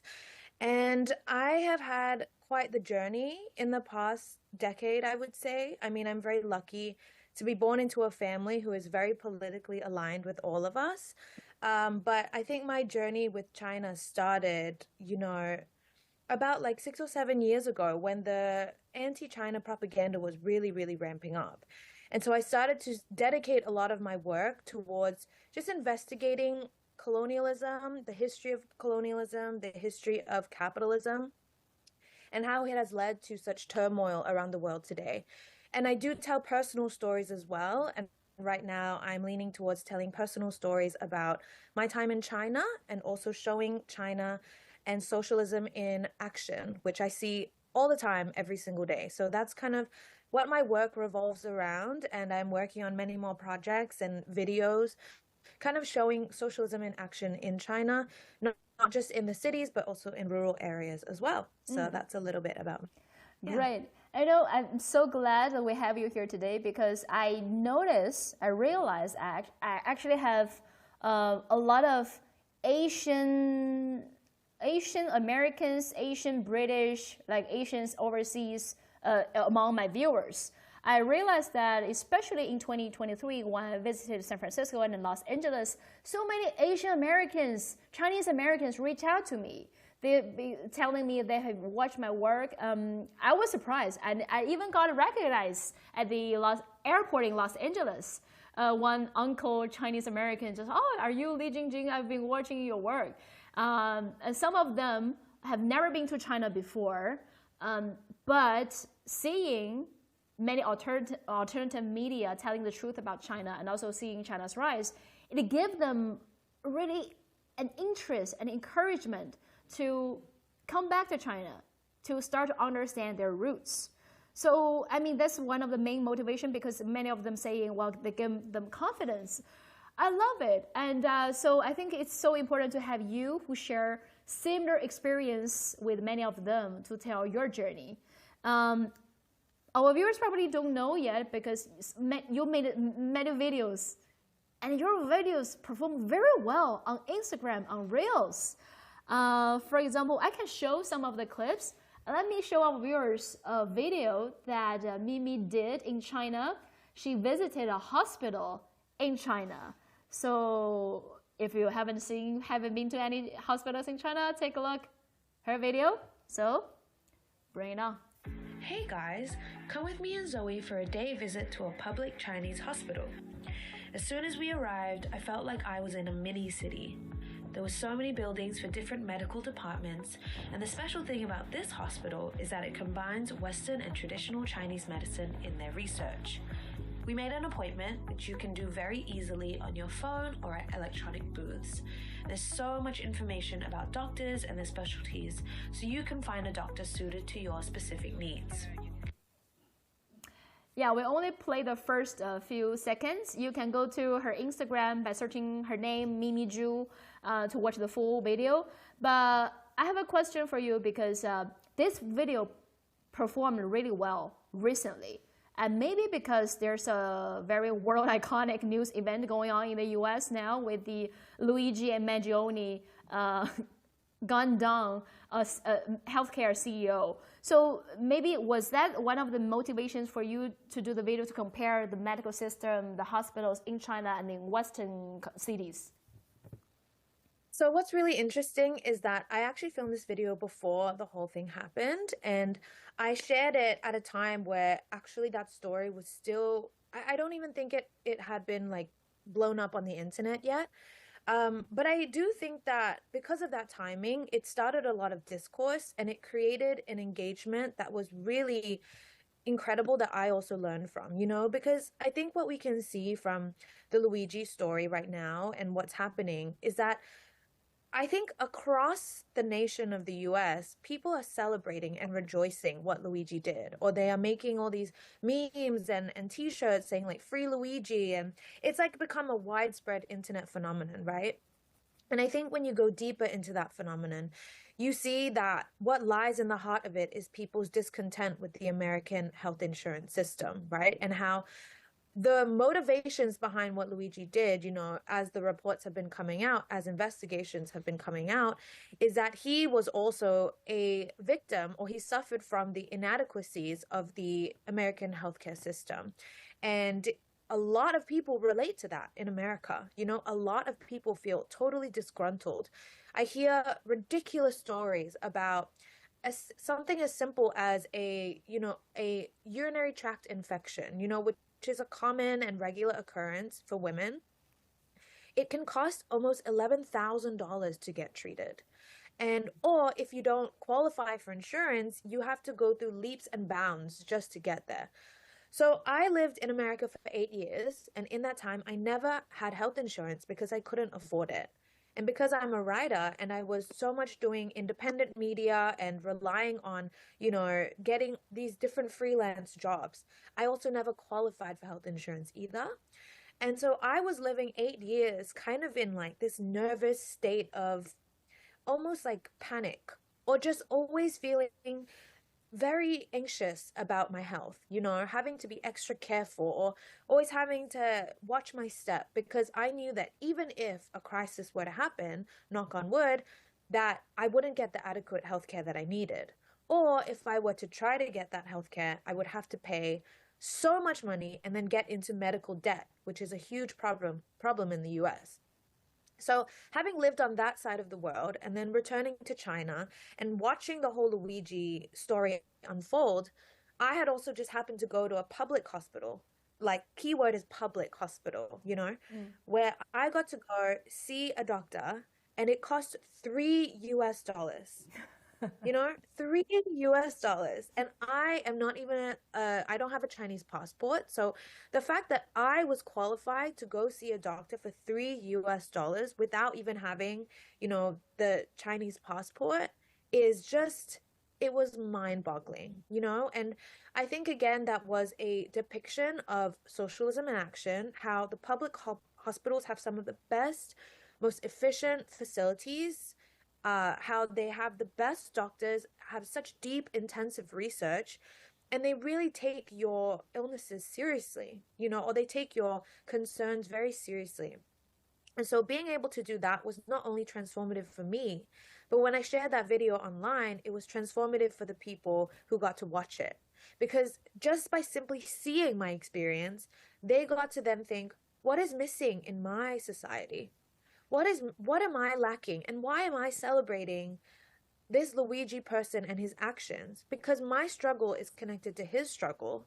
And then seeing an alternative in practice in China, a place that is so ridiculously demonized, I'm sure it was mind-boggling for them too. So I think it's really important to just constantly show people, you know, what happens on a day-to-day level in China, because that is what I think has been not only the most profound for me and my viewers, but also it's the most mystified by Western propaganda. So, yeah. Wow. The price you just mentioned also surprised me a little. But you know, even if you get a serious treatment, for someone who got a serious disease, the cost for treating the disease is still much, much, much lower than the cost in the U.S., I would say. Especially if you have a insurance, if you're employed here in China. I mean, you paid a very small amount of money for a major disease. So yeah, I'm sure it's mind-boggling, but just seeing average Americans have to pay for their health care is mind-boggling for me. So why? This person just got a disease and he paid for his insurance for such a long time. Why? That's not unfair for average Americans who worked so hard, who paid so much money, life spendings on healthcare. So yeah, I think you know, your video also gave me a new perspective to see how our everyday life, I mean, sometimes we take it for granted, but yeah. And also another video I really like that you made is about your visit to Rongjiang in Guizhou, a very ethnic, diverse province in southwest China. So how about we take a look at the video first? Hi guys! Hello! Come with me and Lan Lan to the biggest event in Rongjiang in Guizhou province, Chunchao, or Village Super League. While they are technically huge soccer games that happen multiple times a year, they are also cultural celebrations for the ethnic minority groups in Guizhou province, mainly the Miao, Dong, and Shuizhu. Yeah, just the first few seconds. You can watch the full video on Mimi's Instagram. So it's interesting because you wear this very amazing traditional clothes of ethnic groups living in Guizhou. And no, China is a very diverse country. We have 56 different ethnic groups living in China. And especially in Guizhou, the ethnic minority groups actually are the majority. Han Chinese actually were the minority there. So can you share your observation there? How is it different from the Western cities that you lived in? Whether it's harmonious, like how do the people celebrate the ethnic cultures? How is it different? Well, I think there's a few things. You know, there's so much that comes out of me when I talk about Rongjiang, because even though I was there for about 3 or 4 days, the observations that I had, all the people that I met, it was just like totally life-changing for me. So I went to Rongjiang to see Chunchao. That was my, intention, which is just for context, is this like super village football league. So it's very, very famous for having these huge soccer tournaments. But what is the most incredible thing about these tournaments for me personally is seeing all the ethnic minority groups come together and dance and showcase their traditional attire and sing and celebrate. And it happens very frequently, and it's become very popular, not only in China, but also the world. But I think when I got to see it myself, it was particularly moving because, again, it was actively debunking the myths that the West constantly feeds to us, right? So, for example, one of the myths that the West constantly talks about is the Hanification of China. So saying that the Han Chinese are trying to take over China and trying to eliminate the ethnic minorities, while those people don't even know who the ethnic minorities are in China, but making all these grand statements, you know, just really simplifying history or projecting their histories onto China, which I find extremely frustrating. Regardless, what I got to see there, like you said, Jingjing, is that the ethnic minorities are the majority. Yeah. And not only that, but their culture is showcased, is supported, is constantly like at the forefront. You know, it is where so much of the local economy continues to raise its like to improve the quality of lives of the people, you know. One of my great friends over there, her name is Lan Lan. So she has this really incredible shop where she sells traditional Miao Zhu garments. So they are these like blue plant dyed dresses, which the women from her village used, and they drew with wax, these hand painted illustrious illustrations. And it is through that she has also increased the quality of life of her family. She supports her family.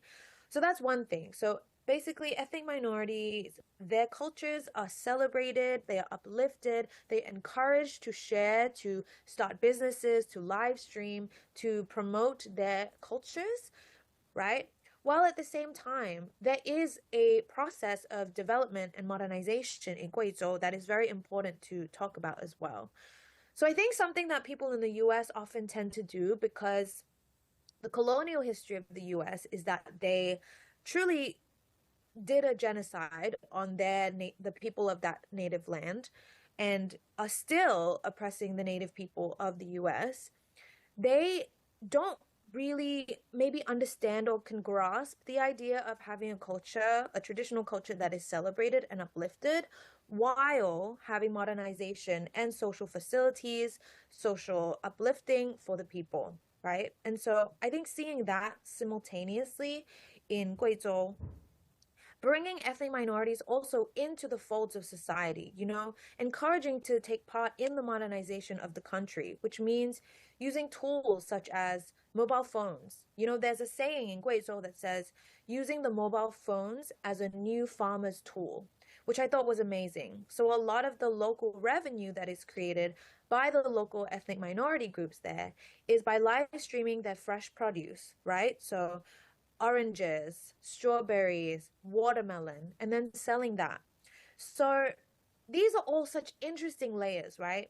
Another thing that I saw is how women play such a huge role in society. You know, women are so powerful in Rongjiang, and they truly are honestly like the leaders of their communities a lot of the times. You know, they are the ones who are calling the shots. They are the ones who are making a lot of the money and creating a lot of these groups and constantly encouraging the celebration of their cultures as well. So I think just being there debunked a lot of myths that the West upholds about China. And I do really think that the West needs to do a better job at minding its own business instead of projecting its own issues onto China. Because I'm not trying to say that China is a flawless, perfect society, but I don't think it's fair that the West constantly projects its problems onto China and doesn't allow China a real place, you know? So that is one of the amazing observations that I had while I was in Rongjiang, and I highly encourage everyone to go when they have the chance. It is an incredible, incredible experience to see how a rural area in China has significantly uplifted the quality of people's lives and significantly uplifted poverty by encouraging the integration of modernization and traditional cultures at the same time. Wonderful. I love your videos. Keep it doing it. I think it shows your perspective very unique. So yeah, people do go to watch her videos. And also, I'm wondering, so because you recently moved back to China, yes, why after living in Australia and America for such a long time, suddenly you decided to move back to China? I think, like you were saying earlier, there was always a desire in myself to be able to return to my roots and understand my roots. And I am very lucky that I come from a family that never discouraged that and actually encouraged that constantly for me to come back to China and to learn Chinese. And while I know that a lot of people, especially within the Chinese diaspora, may not have that same experience, it is extremely heartwarming to see the curiosity that people within the Chinese diaspora, especially in the West, how they are encouraging their own curiosity to explore and also engaging in independent media instead of just, believing everything that Western media says. Mm-hmm. Actually, I mean, some of the biggest demographic that watches my videos and reads my work are Asian Americans, Asian Australians, Asian Europeans. And so I think when they are able to see, again, my perspective from China, the questions start to form in their head, which is really what I hope for people to do. Just begin their own curiosities. And I think that is a courageous thing to do too, because we have been subjected to so much xenophobia as we were growing up. When I grew up in Australia, especially in high school, I was constantly bombarded with all these lies about China that were extremely hurtful as a young person. They would talk about how uncivilized Chinese people are, how, disgusting Chinese people are, how China is a wasteland. I would be constantly disturbed by these accusations. And yet I had the privilege of going back to China most years to see my grandparents, and I would look around me, and yes, there were developing conditions, but I was like, this is not what these people are talking about. And I felt so misunderstood. I felt so small. And at the same time, I felt like they already had a narrative in their heads. They weren't there to listen to me, and it was very painful. But I am very grateful that I didn't let that stop me, and I continued to come to China and now make the decision to be here for the long term. And it's been totally life-changing. And I really do hope that other people within the Chinese and Asian diaspora can also come back and see it for themselves. I think that is the most profound way of learning. And it is also, I think, almost a healing methodology that they can heal some of the xenophobia that they were subjected to as children, because I know how harmful it is and how painful it is to be, as a child, just, told that you're not enough or told that you're disgusting just because of who you are, and I think it's so important to also include contextual histories. I've been really head down and studying on China's history for the last 10 years, and it's been really incredible to learn about the revolutions of China, the Chinese Revolution, and understanding the social revolution that happened and how it led to how China is today. I think it's so important to understand that history, though that history is always demonized in the West as well. So I just highly recommend people, no matter who you are, to come see China for yourselves and to dig into real contextual historical learning about China without believing what the West says, because there's definitely an agenda there that is linked to these histories that are usually imperialist and colonialist in the West. So, yeah. Wow, thanks for sharing your experience as a kid in Australia, because I hear the same story from many of my friends as Chinese diaspora or Asian diaspora as well. I mean, they are attacking your Chineseness, basically. And many of the people with young kids in other countries, when they see this racism attack, some of them even try to, separate themselves from China, separate themselves from their Chineseness. But you cannot. And then also they want to blend in with the dominant ethnic group, but you can't. You still look different. So this is the struggle many Chinese diaspora have experienced in different culture. But I think it's so your journey is encouraging for them as well. I think because to have belief in your own culture, have belief in your roots is really important. My last question for you is, when you go back to China, do you have any cultural shock or reverse cultural shock? Definitely, Jingjing. So I think one of the biggest things for me when I have returned to China is that I feel an extreme sense of safety. That has been the biggest kind of theme that I've had in the last few months that I've been here. So just comparing and contrasting to my time in the US, in the US, it was very rare for me to feel safe. I mean, I've been on the subway system, and those of us who are familiar with the subway system, especially when the subway has, it's quite old now and it hasn't been maintained. It's extremely rusty. It stops in the middle of the platform and doesn't tell you why. There's all these maintenance issues that the subway has, but instead of New York State putting their money into the funding of the New York transportation system, instead they're putting it into militarizing the subway stations. There was a story or a tragedy that happened, a few months ago where 4 people got shot at a subway station because the police were shooting down someone who didn't pay, I think, $3 for a ticket. So these subway stations or these subways are not getting maintained, but the budget is going towards militarization where they're shooting civilians down for not paying $3. So that is kind of the energy that is in New York City, and I think it has gotten a lot worse over the last 10 years. But living there, I just felt on constant high alert. I felt very nervous. I felt very scared. I felt like my nervous system was very frazzled. I was always looking over my shoulder. As a woman as well, I always felt like I was going to get attacked or, assaulted, which honestly has happened before, not only to myself, but to a lot of my friends. And so this was the everyday living reality that I had while I was in New York City. But I think when you're in New York, it also becomes so normalized, being in these high risk situations and then being told, oh, anything can happen in New York. It's so free. Anything can happen. Anyone can do anything.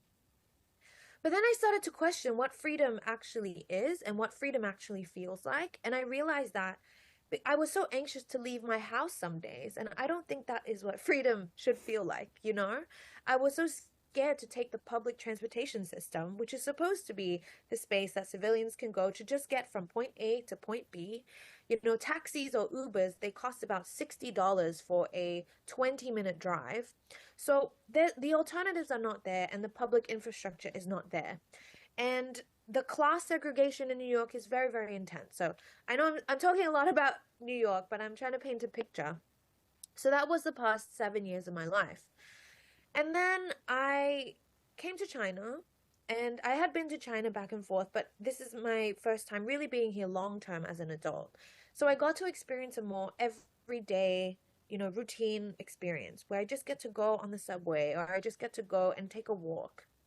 And the biggest cultural shock for me, or reverse cultural shock, is that I feel so safe. I don't look over my shoulder. I can go out at any time at night. My phone, I can just put it on a random table or leave it somewhere and nobody will steal it, for one. And if I lose it, it will make its way back to me, guaranteed. When I walk on the street, I see scooters, especially by delivery drivers or just anybody. The keys are still in the ignition and the lights are on. That could never, ever, ever, ever, ever happen in New York City, because not only would that be stolen, but you will never see it again, So I think here that is the shock, where I'm almost like, how is this possible? Is this real? Do I deserve this? But that has been a sense of ease that I've been able to experience as a woman. And that is a sense of freedom that I've got to experience, because I feel free to go from point A to point B without fearing for my life. So that has been one of the major things, and I feel so lucky to be here. And again, I really encourage people to come see it for yourself and experience it for yourself. Because again, when I question what freedom is or can be, I think for myself, it starts with feeling safe enough to go outside. If it starts with being able to go out and do what you want to do and be safe while doing it. And know that there is public infrastructure that is there to aid you and to cushion you and to make your day as easy and convenient as possible. China is incredibly convenient. You know, I take the subway every single day and it costs about 30 to 40 cents USD. Or I ride bikes, which is virtually free. You know, I have an unlimited pass and I barely pay anything, maybe $1 a month for unlimited bike rides. So that is one of the major shifts that I felt in China, and I feel so grateful to be here. And that is what a lot of my videos talk about as well. And a lot of people just watch it and they think, wow, I don't get all of these basic needs that I should. So, yeah. What's your New Year resolution, Mimi? My New Year's resolution is to see more of China. That is my New Year's resolution, especially in the rural regions. I want to go and I want to learn about it all. I love taking videos of the cities and metropolis because they are so impressive and so convenient.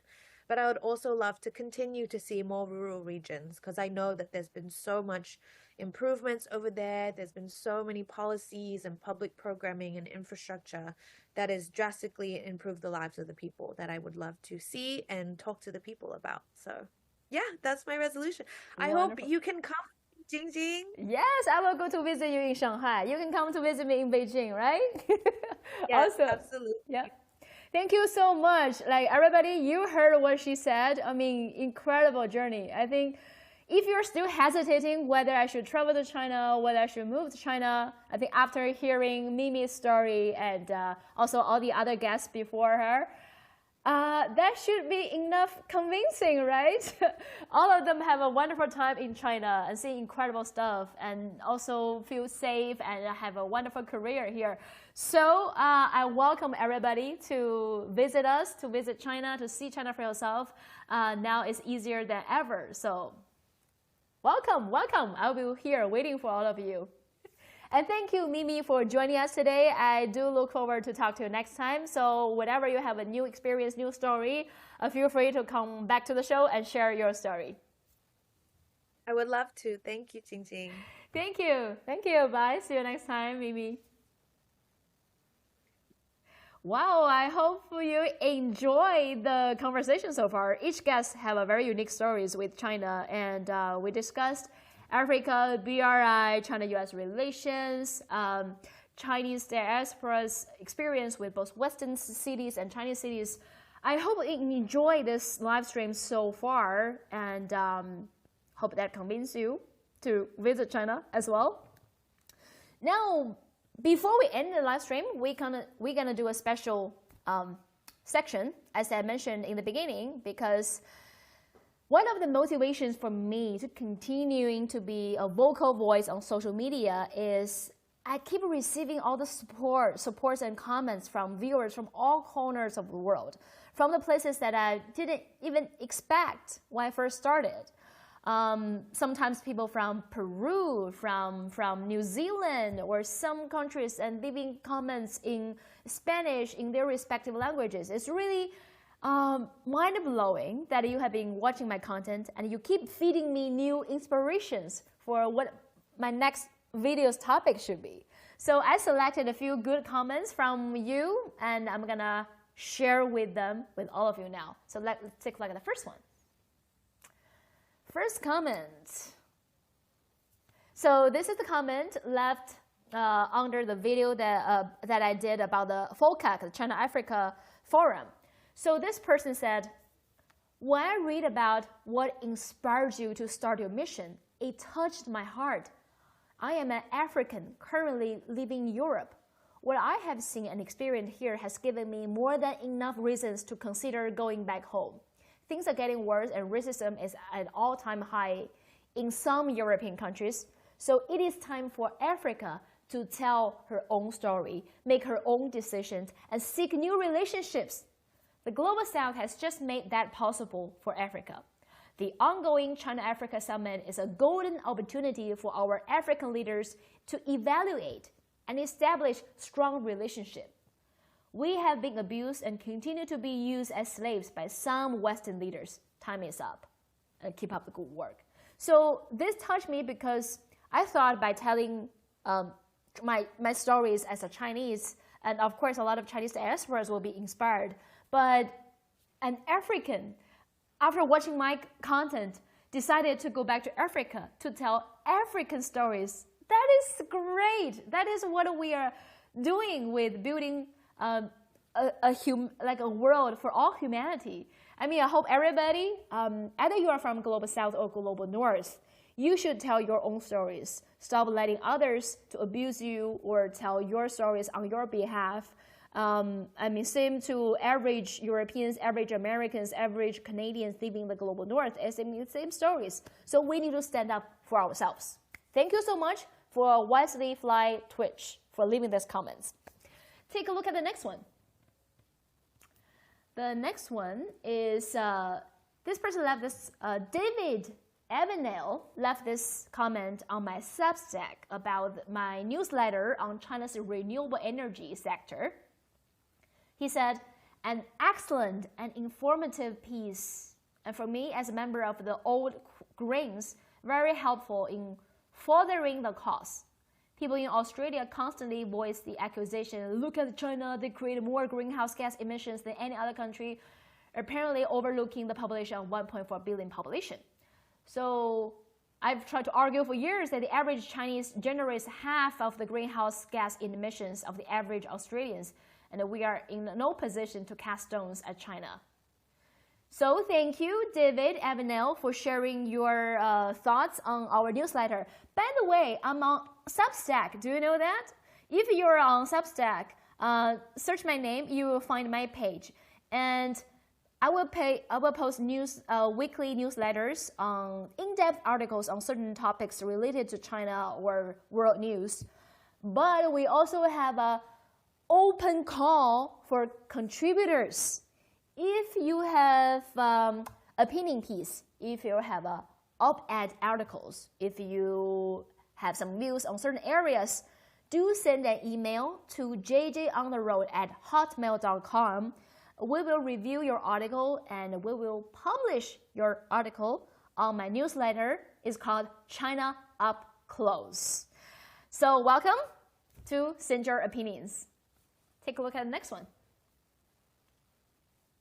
So many comments. This one is about China's EV cars. So Dark Matter 321 left this message on YouTube.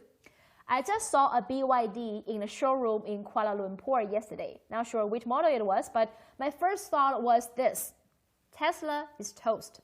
While all legacy car manufacturers are busy competing in the same old game, Chinese manufacturers started a new game. They are winning, and no one can catch up with them. It really is incredible to see how fast the Chinese are innovating and how affordable they are making luxury. I fully support Chinese products by buying them whenever possible. Thank you so much for supporting Chinese EV cars. It is good for the environment because it's green energy, and it's also so cheap. It's affordable for everyone. Who doesn't want to affordable stuff? Affordable but good quality stuff, right? So yeah. Thank you for the support, and maybe that's one of the reasons why some countries are putting tariffs on Chinese EVs. So okay, let's take a look at the next one. This is the comment below the interview I did with Neil Bush, the son of George H.W. Bush. During the interview, Neil Bush, very honest about the U.S.-China relationship, how the two parties scapegoat China, and he's very positive about, because he came to China since the 70s, seeing China's growth. So this person left this comment, I have a little story to share. I have never seen Neil Bush in an interview. I'm delighted to find this clip. I feel exactly the same as Mr. Bush without having to visit mainland China yet. I've only visited Hong Kong and Macau, but not the mainland. He stated his view on China as not a threat to our USA is against 90% of Americans, resulting in feeling lonely. I said the same to a few friends that I feel lonely in regards to our foreign policy has been on the wrong path, especially with China. I told a friend that I'm pro-China in a coffee shop. She looked around afraid that people would hear me. Another friend jokingly called me a commie. I joked back calling her my comrade, but I know I'm alone among my friends and acquaintances, except my hubby and a more open-minded friend. I'm for peace. Thank you, Li Jingjing, for this interview. This makes my day. Thank you so much. I mean, I don't blame her friends who think China is a threat, because that was the Western mainstream media's propaganda did to the people. That's what the US government-led information war did to average Americans. They sent this propaganda, brainwash people, teach them to hate a country that they barely know.